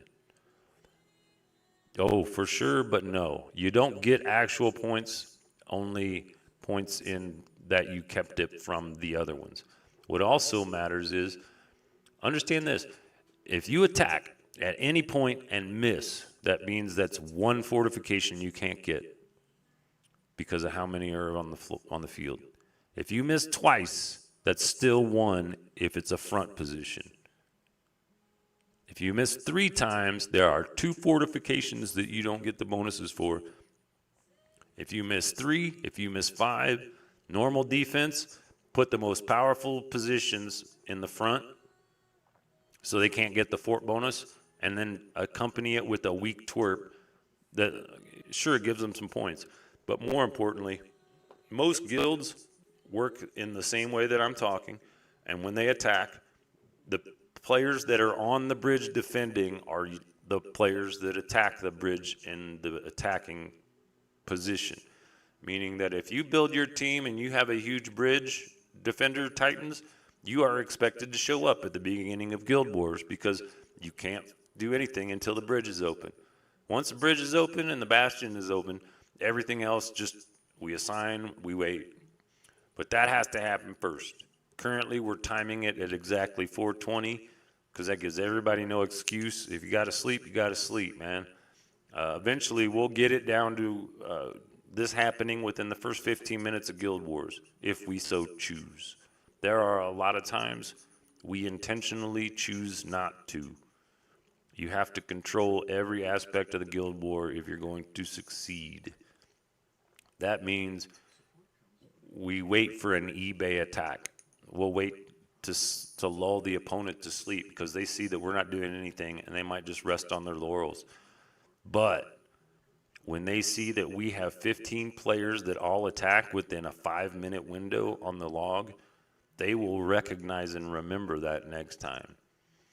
Once we can do that at the end of the Guild Wars, we can start thinking about doing it at the beginning of Guild Wars. But the most important thing is finding 10 to 15 people that are all on at the same time, that all have the strongest tanks or titans. Open the bridge, open one of the bastions of the gates, get the citadel. It's got the most fortification bonus points.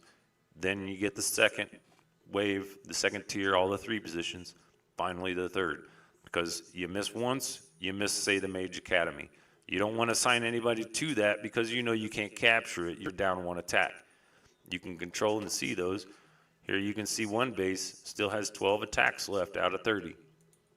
Over here on Tegridy Farms, we have 16 attacks. But look, Tally, Eric, Kyle, Chief.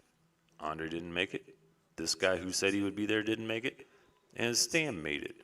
And then a person who has now found themselves guildless also decided to attack, and in doing so, totally screwed shit up. Because if they'd have done what we just said, and I'll show you how they screwed it up. Backs of 4,000 or whatever the shit this is, 6,000 Titan, level 50 versus a level 36. Total waste of energy. 3 times the power. A level 36 would never dent that team. Totally wasted. Only because he was impatient and wanted to show how big and proud he was. 67,000 versus 39,000. Sure, it's only a 2-level difference. But I'm sure if we looked at the line combination, point is, he just attacked to show that he was a big bully and didn't want to listen. So you know what? See you later. I instant, like not even a hesitation. Good fucking bye. Good riddance. We made Bacalar an officer because he signed in. And we made Yo-Yo Bubble an officer because she signed in. And we booted the fuck out of Baxa because that motherfucker decided he knew better than us. Does that answer your question? Sorry, like I mentioned, I kind of go on rambles. But yeah, see all these people? If your team ID, if your team blah blah, you ain't going to fucking last. You're not investing into your team with a name that's free. We got no business for you. You ain't going to last. These were all people that were blacklisted because they either didn't listen, didn't level up, or just didn't belong. We're not here to fucking make a bunch of friends. We're here to win the game. The only way you win the game in the big picture, ladies and gentlemen, is to beat the campaign. To beat the campaign, you have to get your Titans to a level and your heroes to a level you can surpass chapter 15. That's the final chapter. 14 is where the trouble begins. This is hard to beat at level 100. You still have to get to level 15. Up here, elemental, this is where your Titans have to battle in the campaign so you can surpass it. Then you have to continue to get your hero lines maxed out so you can get past this. We're still working on the combination of heroes and or Titans that will be required to beat these. Currently, we've gotten here at level 94, 95. Our maximum, our basic, when a player beats this, Kraken's Cave, we start paying attention to him, okay? I mean, I'm just going to be raw and short to it. If I told a new person that, they'd be like, oh, screw you. We don't want to be part of your thing. We don't. But you'll learn a lot while you're doing it. If you can beat this at level 65, I'll buy you a fucking VIP card. I'll give you money, like real world money. I will put it on your account. I'll fucking email it to you. I had a challenge to beat Kraken's Cave at level 65. You do it better than me, I'll give you real more money. But you should beat it by level 80. First time I beat it, I was at level 80. Then I realized I had to start building different heroes for different situations and substituting them in. And it's real simple. You keep battling until you lose. You find what doesn't work. You sub something in, and then it starts to work, and then you just keep building that up. It takes less than 10 heroes leveled up to get to here if they're at level 100. If you follow along and you do what we suggest, you'll create a line that's just for the campaign. That same line is going to be perfect for the tower and the dungeon. Because in the campaign, unlike Arena, Grand Arena, and Guild Wars, that line has to survive for 3 rounds. Also means on round 2, heroes like Astrid and Lucas are fully charged and ready to deploy Lucas, at which point the opponent has usually no chance. At Guild Wars, Astrid and Lucas, unless on defense, will never throw at Lucas straight out to the front. But if you have Astrid and Lucas on defense, powered and leveled up, somebody attacks you once and underestimates anything about you, at that point, your team on defense is primed. Anytime anyone attacks, they get all of your damage within the first 10 seconds. That's why it matters. And I think that covers a lot of some questions. I don't know if we tied all of this in together yet, But I really like how this is going. We should do this again some other time in the future. We got more people chiming in.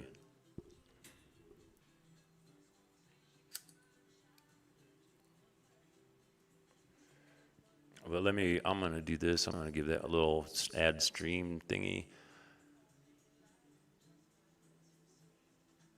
A lone wolf can definitely ruin it for the rest of the guild wars. They can weaken, strengthen by leaving or attacking and doing what I said. Defense lines, as we explained, carry their energy over. Attackers start for fresh. Yes, the object of the guild wars is the most points in the week. Every time you win, you get trophies. That helps you build your titans. Every time you lose, you get half those trophies. You can still put something into your titans, but even the dungeon really matters almost none. What matters the most is Titan events. When Titan events happens, you're going to get 3 months worth of advancement in 3 days if you play it right. If you don't play it right, you'll only get what newbies get. Experienced players will say right now, save all your spheres for summoning Titans. Save all your everything if you don't know what you're doing. Thursday night, my time, 8 p.m., event starts. At that point, I will burn every ounce of energy I can buy, spend, or conserve. I will utilize all soul stones available that up to the limit. I will make sure that if I'm investing in that team, that it's at appropriate time. So currently, right now, I think a few of my teams are about ready for Valkyrie's favor re-up. I won't do that until the event happens. That way I get bonuses for doing that as well. Against an overwhelming opponent, is there still a reason to attack? Very good question. I'll answer that in 2 parts. The first part, absolutely not. Second part, well, of course there is, because if you're smart enough to listen to a general that tells you to attack an opponent that you will definitely lose for, you will get good brownie points from that general and or guildmaster because you follow orders. So yeah, I love seeing overwhelming opponents, because if I tell somebody to attack and they don't listen to orders. Even if I know they're going to lose, I'm going to tell you to go attack it. If you don't do what I tell you, see you fucking later. You don't understand how serious communication is. If you don't have good communication, you will fall apart in silver. You will not make it to gold. It's just that simple. However, when it comes to Titans, if you look at your fandom, you look at your stats and how that's calculated, if a Titan is 5 points or lower, I'll even go look for you with you. Really simple. Google hero. Oops, I'm dyslexic. Twice. Hero Wars fandom stats. Stats, Hero Wars fandom. Here you can see the formula. If there is a 5-level difference, the decrease is 1/3. If there's a 10-level difference, 1/2. 15, 60. Do you comprehend this? If you are 10 levels or lower than a Titan line and you attack, you will only do 50% of your possible output of damage to that team, not including whatever their defenses are. It's basically pointless. Unless, of course, it's being used to see if you're a monkey that follows instructions. It could be that simple. Because all of these servers are relatively new, none of them are anything close to 40 or 4. 40 is not that far off, but that's 6, 8. That's a while ago. Also, it matters. Although they share the same names, web servers and Facebook servers are not the same servers.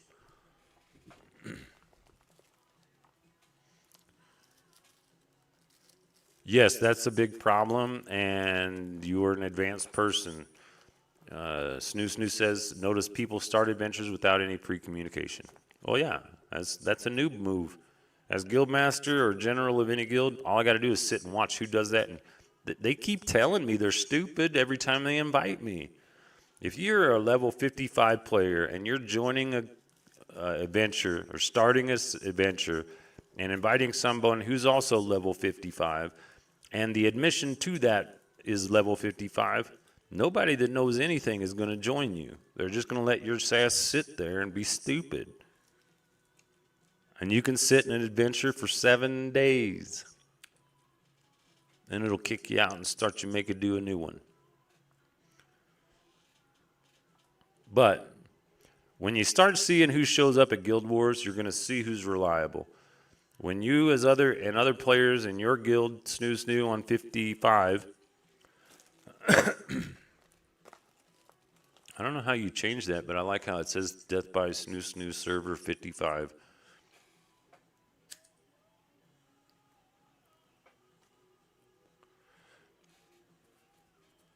But when you get it down, I only do adventures twice a week at best.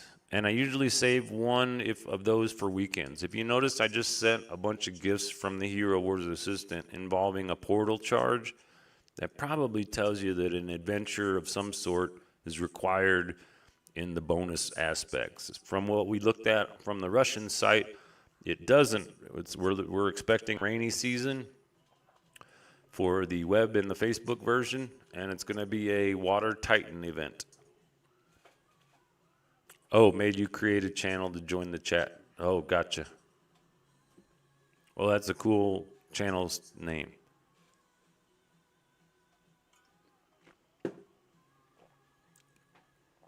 Seems like a pretty easy little something that you got to do to be able to participate.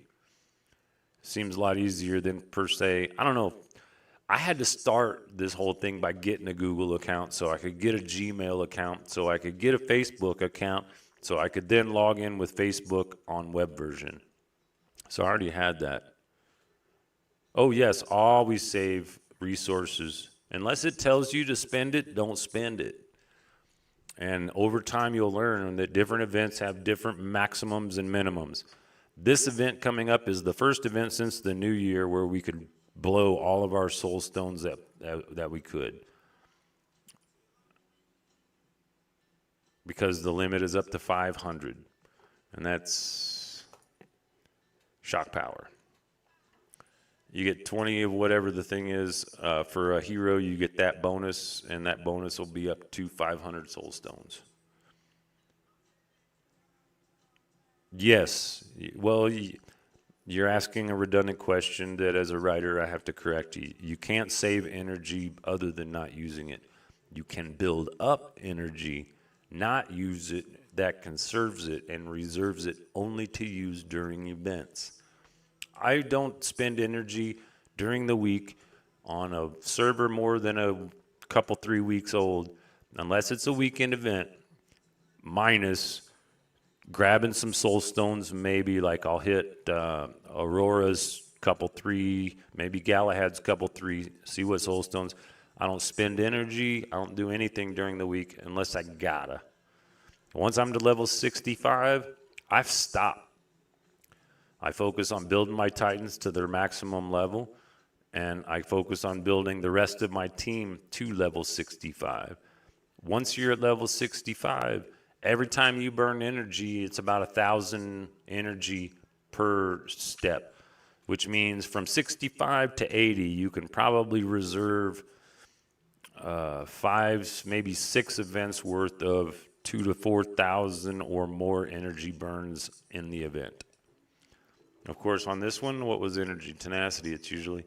You can spend up to 8,000 energy. So that's your little window of what full is. Once you have more than 8,000 energy, well, then spend it. On how to get the energy, up here, every day you can buy 2 of 100 for 50 emeralds. You can then buy 5 at 120 at 100. Then it becomes 150. At 150, it's about even. Here, for 300 emeralds, you get 200. Very bad math. This is a new. I almost never buy that unless I'm in a pinch and trying to get a level something to open something up. Whether it's an adventure at level 65, everything is open. At level 80, this will double. You'll get this open, level 80, you get double the gold at that point, I probably won't do any campaigns. I'll do everything, all my dailies at level 80 or higher, tower, grand arena, this stuff, outland airship, grand arena, tower, arena, and dungeon. That's it. And then on weekends, I'll do campaigns. I'll burn all my energy there. If I'm spending my energy in the week, mostly up here, Titan Valley, elemental whatevers for the Tournament of the Elements, for the artifacts.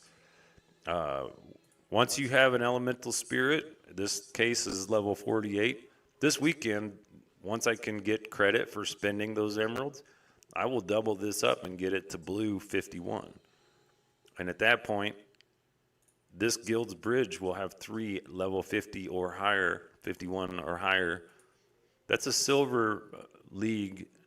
It takes silver trophies to charge an element totem past 40 something, I think. So once you get to that, you basically have a silver league totem. Once you have that totem, you have to make your defense strong enough to stay long enough live to work. The blue totem heals the line, so that one doesn't have to be leveled up as much as the green or the red. Collect 360 energy quests. Yes, good point.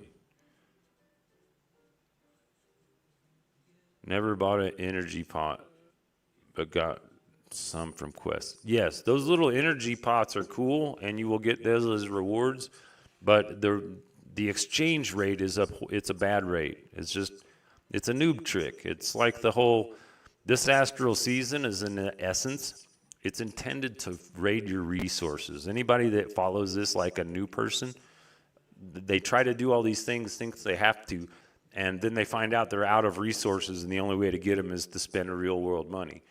If you're aware of that, I know that astral season you don't get anything good, because I was playing when that thing started. They started that thing as a test, and at this point, everybody gets it on level 40. All it does is drain your resources. If you just do what comes natural and allow it to, it works that it teaches brand new players all the different aspects. Win in the arena, win in the arena, win in the arena. Well, I got shit to do in the arena, and I'll win there when I choose to. All I have to do is attack either of these 3 times. I get my 90 experience points. Every day, regardless of level, there's 650 EXP you can get from daily quests. Saving up all your energy for the weekends, saving up all your resources until you're told to. Eventually you'll learn, like the maximum reserve for summoning spheres for Titans on a 3-day event is going to be 3,000 or 30. So if you have more than 30, spend them. If you have less than 30, save them. But easiest across the board rule for every situation everywhere, don't spend it unless it's a weekend event and you get a bonus. Next question.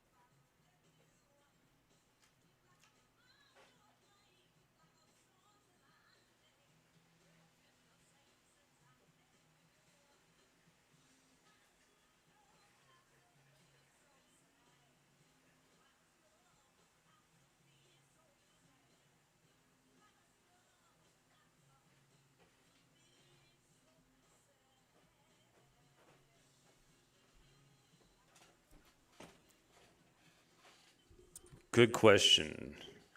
What items give the hero soul stones to save them up? Well, items don't give hero soul stones, just to be semantically proper. You get soul stones from a few ways. You get it from these heroic missions, I think they're called. 3 on that screen, 4 on every other. So you get soul stones from accomplishing these. If you rate it 3 at a time, you'll always get 1. So that's one way of getting soul stones. Another way of getting soul stones, special events every month. I have to tell new people this because they just don't know. But your daily bonus every month, 28th day or later, will be this 50 soul stone chest. Everybody except Jet, Alvanor, and Cleaver are available in that chest.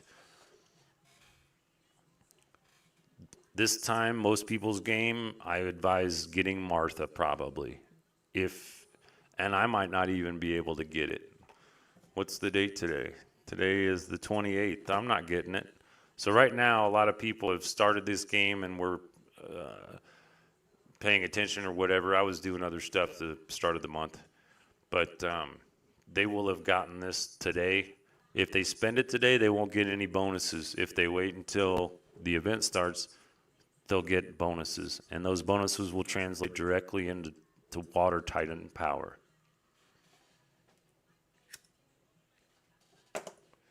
As you do your campaign,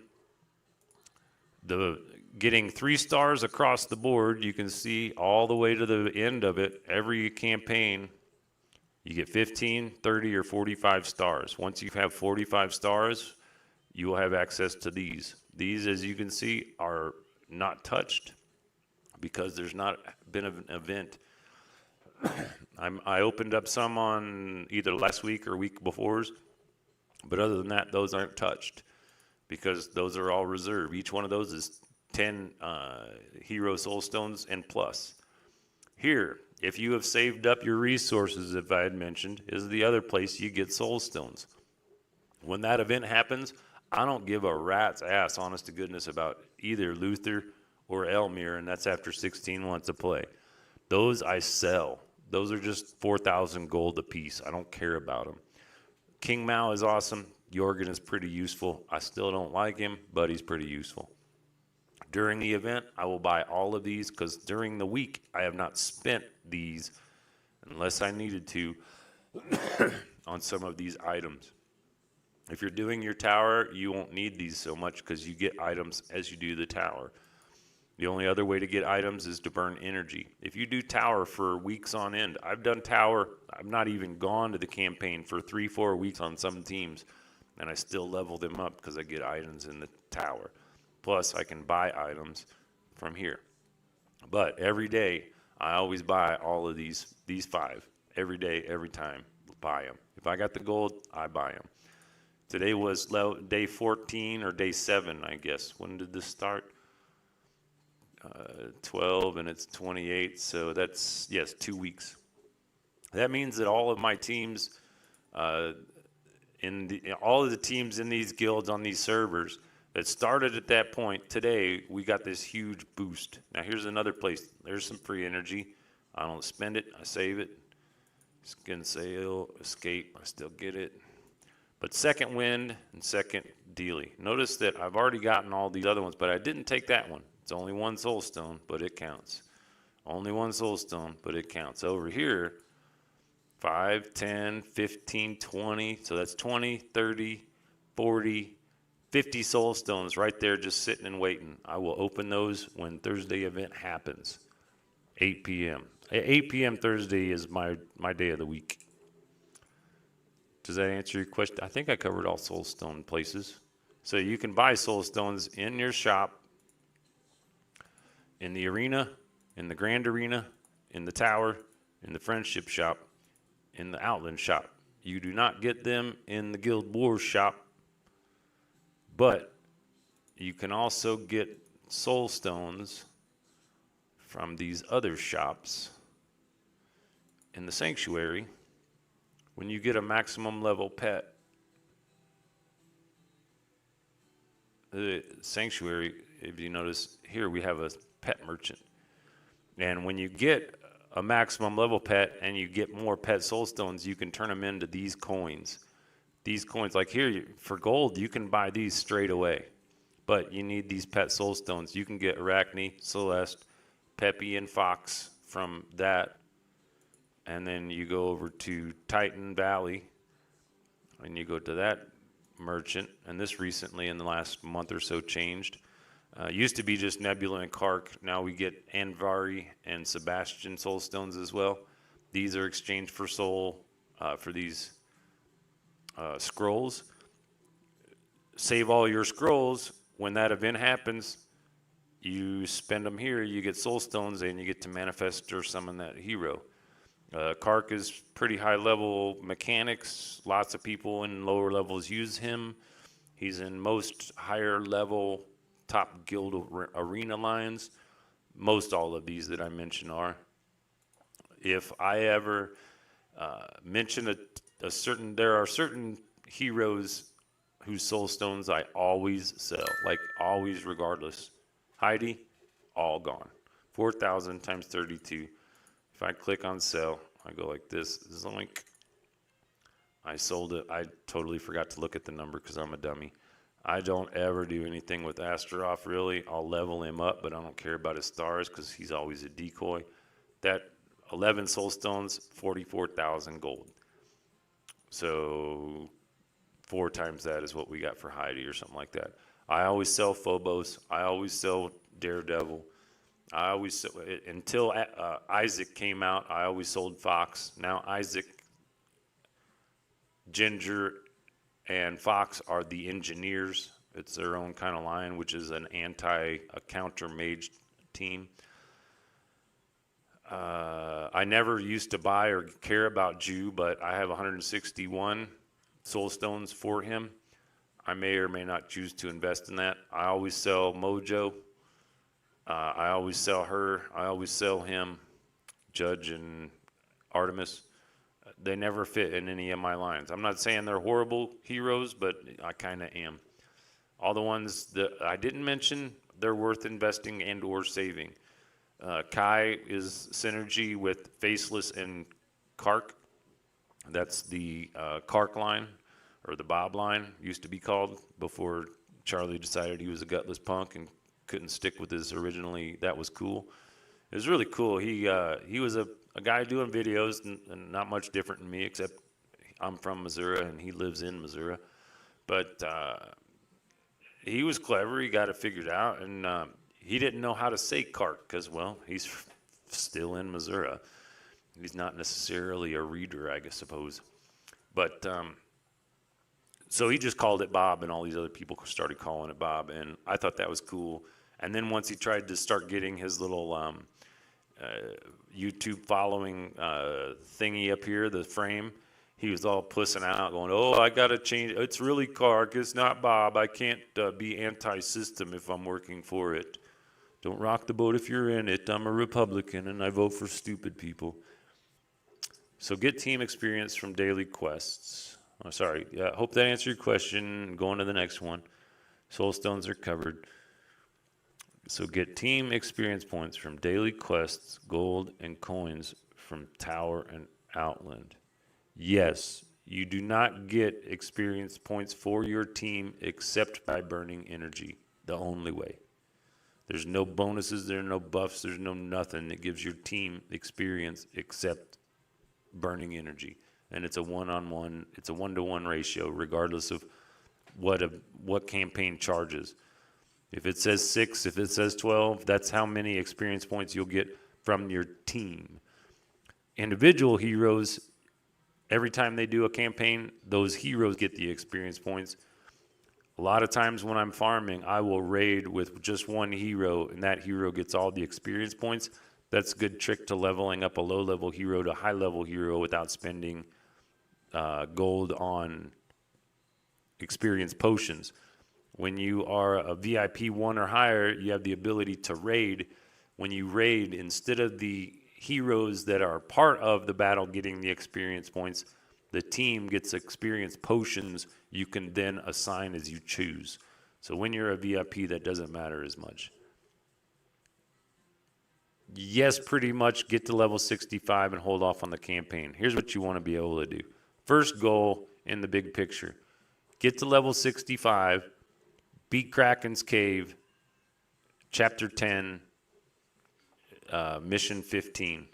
At that point, I would consider you a worthy adversary and a worthy guild mate. Until then, we're holding everybody's hands to get there. This is Kraken's Cave. It's 10:15. 65 to level 80 is what you're going to need to beat this. Everything here, all of these places, will start providing you better items. The higher you get in campaigns, the better items. Once you get past Krakens, you then get access to the Twin Soul Stones, to Helios Soul Stones. Here's the Twins and Helios again. There's always a random suck-ass. Peppy's only a suck-ass if you don't have Cleaver. Otherwise, nobody wants that stupid hero. But everybody wants all these other ones because the Twins are awesome and Helios is awesome. And then, of course, Celeste is kind of the mandatory hero for the game. And if you're even closely aware, Astrid and Lucas, the best combo hero for campaign, tower, and dungeon. Because once they're charged, she'll blast that dog out there, that cat out there, and crush all of the tanks in the way. If you build to level 65, at that point, you should have a element totem that's level 51 if you follow the instructions. You will have tanks that are level 25 to 35. Let's see what my tanks. I don't mess around. As soon as I start a new team, first thing I do is I double up on the tanks levels versus the rest of them. Here's 30, there's 15. Perfect example. That's the way it should be leveled. That's the way it will continue to be leveled as I go up. I didn't pay any attention to green because I work for guild synergy, meaning that this team will only focus on this attack and defense line. It will put all its resources into just this one color. It will initially cause a delay in that team's advancement because after level 150 or 2, these Titans will lose before your 20 Oracle cards are spent. I get Valkyrie's Favor, which is $1.89 a week, and I beat level 100. So I can do 20, which gives me one new level, and that's the perfect way to run the dungeon. Do 20 and stop. That's because the first time you do it, you get double, right? So when I do this, I will get single for the first 10, double for the next 10, and then the next time I'll get single again for the rooms that I got double on the first time, meaning that every floor I get triple what they provide. Yeah, player versus player, Astrid isn't exceptional because Lucas is slow. That's on attack. On defense, once you attack that line and she gets pissed, every other following line has to deal with Lucas, and they can't. It's just that simple. And believe it or not, Mr. Charlie I used to tell him how good Astrid and Lucas were. And this was like 8-9 months ago when I still paid attention to that dumbass. And I'm just going to say it the way I feel it. I don't care. He's a smart dumbass. He's still a dumbass. He ain't my tribe. But, bully for him for figuring out a way to convince a bunch of kids how to give him money so he can write them off his tax investments, play the game for free, and live in his girlfriend's basement not to get a real job. And, Charlie, if you're showing up, I hope you heard that because you deserve to know that somebody understands the truth. And anyway, not kidding you, 6 months later, I saw Hero Wars server in a competitive guild, 100% had Astrid and Lucas on defense. Because once you attack them and overestimate them and that line survives, you'll deal with Lucas, and every other attacker is dealing with a primed line. So you might have heard right, Snoo. And Astrid is not great. PvP, first round, only round, blender attacks, kill in 15 seconds. She doesn't last. But on defense, if that line lasts, she will save it and cost the opposing team 2 to 3 attacks for underestimating her. So I like her. But I wouldn't advise her as a PvP 100% for sure. Like, I wouldn't attack with her in Arena or Grand Arena if I didn't have to. But she makes a great defender.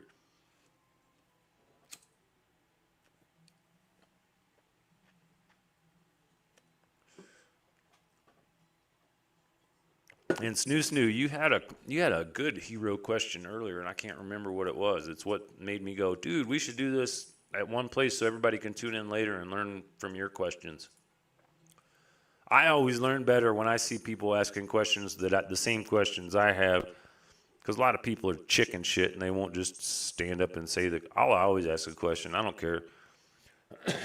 I was blessed with not being the most pretty face in the world, so how I looked wasn't my biggest issue in life. What I could learn and how I could produce results was more my issue.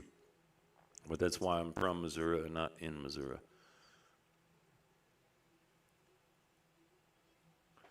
Trying to remember what that question was. It feels like we've done this quite a while, and we could probably tune it down or log it off so it's not too intimidating for people to look at, but I can't see what my running. Here it is. Yeah, 2 hours we've been talking, or I've been talking.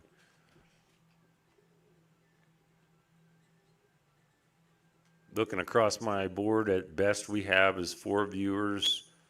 Currently we have 3, and I could be, I don't know, I think I'm always one of them. I think when I show up, when I started, it counts me as 1. Maybe not.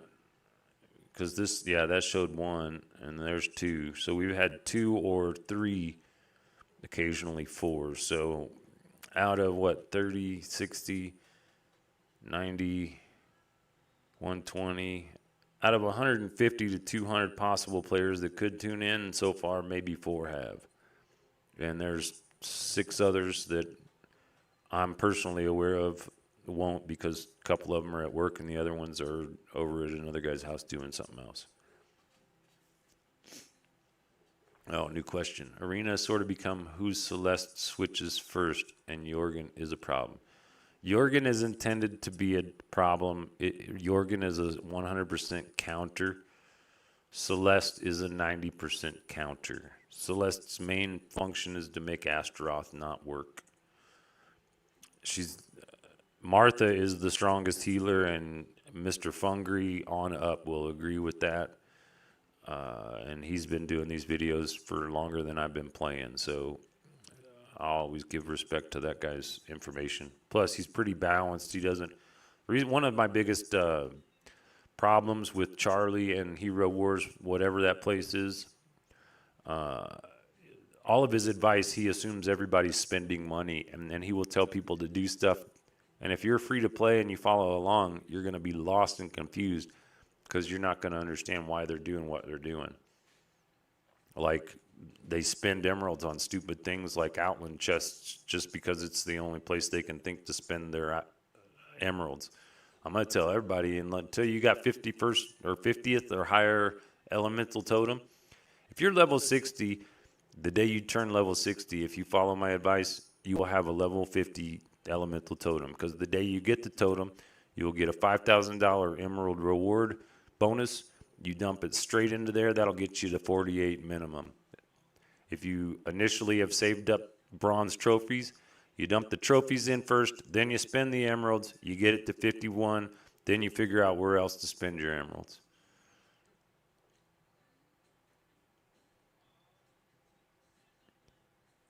Yes, the thing about a strong Celeste, and you're obviously a pretty high level, you're battling the top 100. What's your rank in Arena, Snoo? That matters. As opposed to, that tells me what kind of people you're playing against. If you're over level in 55, and server 55, I don't even remember what your level is. If you're not in the top 1,000 of the arena, you're not playing the game at all. If you're on server 55.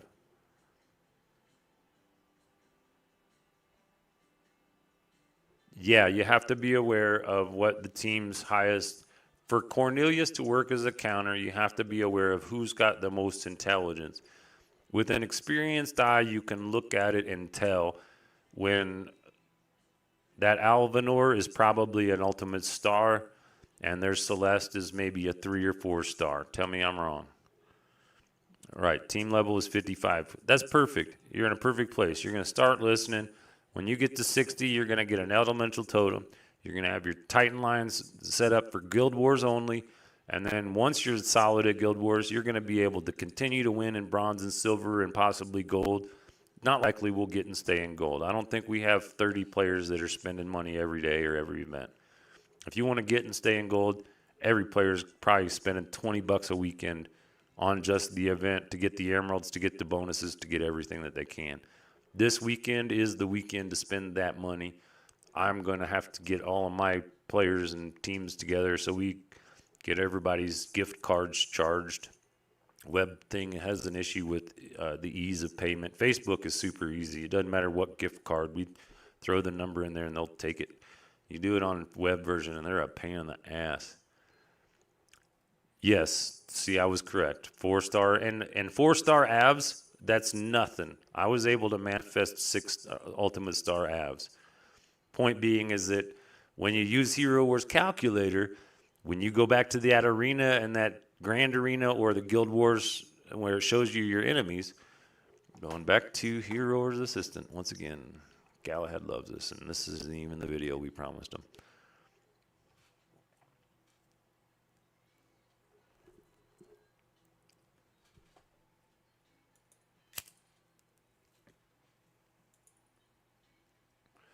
Here on my war log, I can look and see exactly what that team is.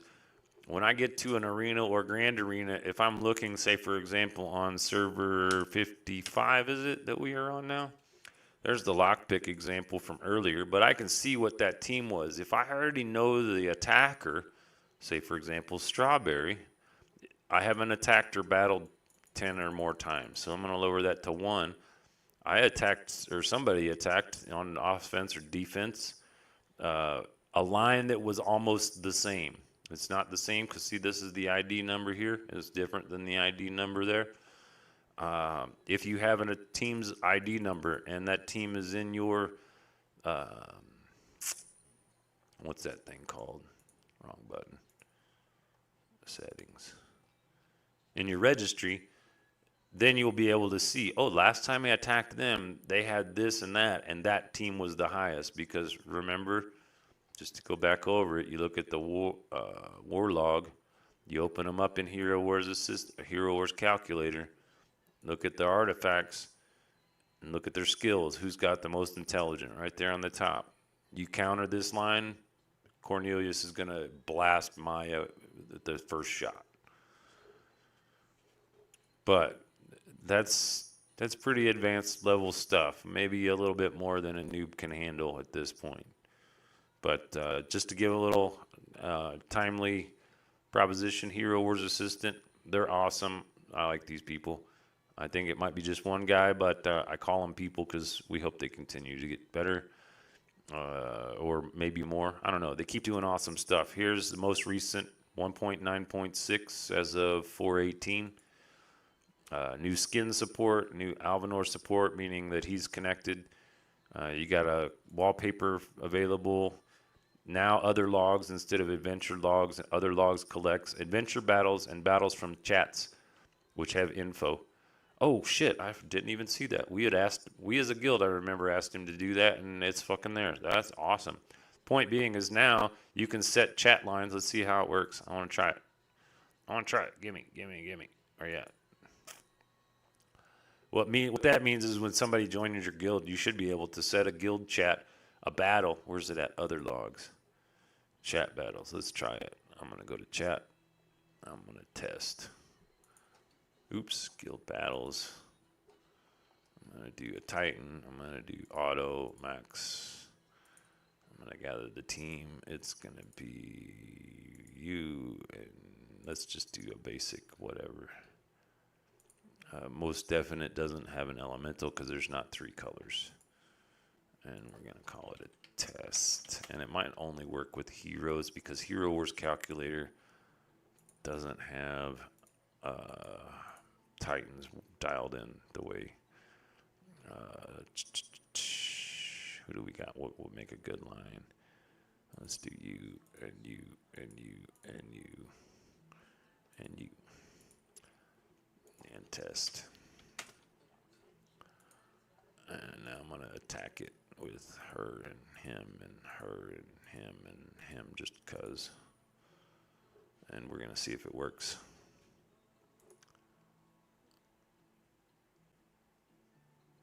It's the first time we've tried this, so I don't know how it's going to work or if it's going to work, but we're going to try it. The idea I kept saying is there a way I could just see all of my guildmates, all of their lines, because then I can tell them what to advance or what to promote and what not to save them the mistakes that I made in the past. So that's now there, and we're assuming that it's in the log, and we go to here, and maybe not. He said it worked. I don't see it. But here oh, wait, is it on the wrong server? Nope. I don't know. I'll have to work with the developer, figure this out before I get more into it. Point being is that Arena, Grand Arena, you should be able to see those. Attack them once, you'll have their Hero Wars calculator. Then you look at it, you see which one's their strongest. For example here, again, Maya is the most powerful. That's who your Cornelius will go after. But he does damage based upon their intelligence, not based on his abilities, which means he doesn't take a lot of input for output. He's pretty cool. And most people consider him mandatory for Path of Madness, which is chapter 14. Oh, cool. Hey, I'm ready to be done an hour ago, man. I'm glad you were here. And now this is documented. And anytime someone's got a question, say, did you see the video, the question and answer with Death by Snoo Snoo? Briefly review about artifacts. The sound wasn't good when you did. Excellent. Artifacts. Main deciding factor on who you're going to build as your team's main attack and defense. Artifacts level from 0 to 100 at level 65 is half max. You should have all your artifacts in your main lines at 3 stars, 51, which is blue. Your first artifact is always in relation to the buff that it gives. In this guy, Alvanor's case, when he does his first white attack on his skill, it will boost the team's magic attack for 9 seconds. So, that is also based upon his intelligence because of the way that skill works. So the first thing I do is get all of my 3 stars on the first artifacts, 1 star below, then 2 stars, then 3 stars. When I'm at level 65 and I have a set line and I focus specifically on 8, and I do it for a reason, because when I open this up, the top 8 always show up. As long as these are the ones that I invest in, those are my main people, my main heroes for that team. My next ones, I do it intentionally. I keep these numbers the same so I know who's on what phase. When Astrid, Faceless, Orion, they get up to level 60, I'll start investing in them, and at that point, I'll get them to Violet. Once they're at Violet, I will probably take them to 65, so all of my main heroes in use are level 65 Violet. So when I go to a Grand Arena and I set them on defense, it's not obvious who to attack. This is a horrible defense because it's a brand new team, a couple weeks old. Anybody that's playing will go attack, skip, attack. That makes sense because you can attack this with your second line, skip this, assign 1 twerp, which I always do Kiwi or Heidi, and then your first line will attack the bottom. Most players will do top, like number 1, number 2, number 3, like the strongest, the middle. All you have to do is skip the first, attack the same 2. Whenever you start on a new server, you see tons of NPC, non-player characters, computer generated. They will always do 1, 2, 3, strong second, third, skip the first, strongest attack second, second attacks third. You'll always win. Alvanor is brand new. Not sure on Alvanor counters. I guess we covered artifacts well for you, I hope. On Alvanor, I've been informed and instructed, and it makes only sense that the engineers and or Isaac is exceptional against him. If we were to utilize the experience available, we change servers. This is where old players like myself and our guild mates have resources that y'all don't have. Because I can go to server 4. It's undoubtedly the 4th oldest server in the game. Probably within the first week. Magic attacks go through. You roll right. If his barrier says physical attacks, of course a magical attack will go through. That means if you see him, using Aurora as your tank is probably your wisest bet. Using anybody that does magical damage will be your... Or, another thing you got to understand is Celeste charges twice as fast as everyone because she blows her load at 50%. That means every time she gets at 0.5%, she blows her load, and everybody gets her buff. And her buff, if we look at this again, magic attack. So every time that she does one of her first level charges and switch colors and does her deal, the whole attack line gets magic attack as a buff bonus. That's going to help you against Alvanor. He also does magic attack. Therefore, using Marcus magic defense, Thea magic defense, Maya magic defense, and there's one other. I got to find him. I think it's, Cornelius magic defense. And then on magic people, only Peppy, Phobos, Lilith offer magic defense. That tells you that overall, when it comes to buffs, magic attackers are going to do better.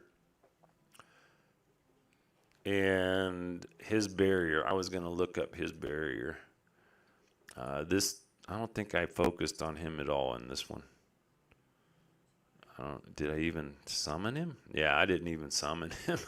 I totally ignored this. I don't need new problems in my already developing issues on a ancient old server. But what I can show you is what a grand arena on server 4 looks like. Oh wow, weird. My audio just died and then popped back in. In auto mode, Celeste is switching so fast in a hot battle, she basically does nothing but switch. Yeah, but every time she switches, she does it. I'm beyond Alvanor right now, but he was on a different server. He's not on this team's server. This team on this server doesn't have Alvanor. That's what I was saying. I was showing you Grand Arena. We have to go below when it's hidden. But here, you can see what a oldest server, these are the lines that work. And they're going to be the best lines because they're oldest players that are doing this. They have the most awareness. If I go all the way down to level something, I only still see 2. But I can go through all 50 of these because they get to hide one. So they can tell us which one they're not using, and they usually hide their best one. But their best ones are not hidden in arena. So you go to the arena and you go, what is the lowest of any ranking person? 130th. That's a Kark. There's no Faceless. There's no Kai. So Kark isn't his main deal. But it works exceptional as a counter, and he probably has all of his goodies, as you can see on the rankings, on the damage of Sebastian, Nebula, and Kark. That's 50th rank on server 4. Top max level. Once you get to max level, it's a whole nother ball of wax. Going back to Alvanor just because I should, sorry to skip, but not going to apologize. I'm ADD because it's water's wet, man. Can't change that.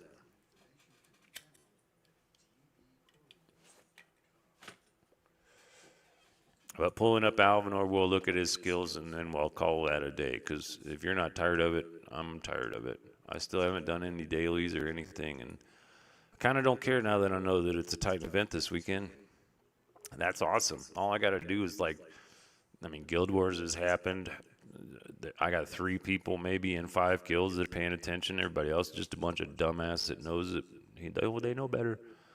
Okay, good for you. Alvinor. Nope, Alvinor. So, chicka, where you at?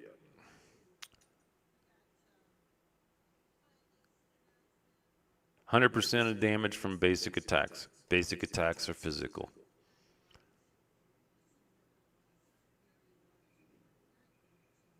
Dealing damage and decreases. He does magic damage and he decreases their magic defense. Nothing to do with physical. Rune of Life, 4 seconds. Heals allies once a second. So you get 4 boosts per ally of 7,000 at this level, which is 45% magic attack. That's a healing, has nothing to do with damage. Protected for all damage absorbed. The barrier disappears. It's triggered on all growth counters. Chance to gain is lowered. Barrier doesn't say what type of damage. It says all damage. Now, pure damage supposedly is never accepted. And because it says, it doesn't say magic or physical. So I'm guessing that it's both. But he's brand new. I'm sure other people like Fungry or Jays or what's his fuck's name, they'll figure that shit out. People will learn and then tell me. I don't even go to that guy's YouTube page anymore. He doesn't deserve a half second of my attention. Magic damage. 100% damage dealt by basic attacks. Basic attacks are physical. So your basic attacks would go through, from what I read, and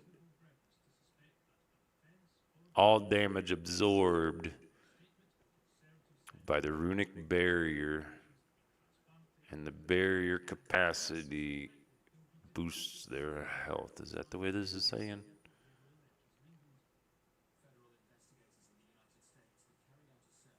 I think that's what it's saying. Like I say, he's brand new.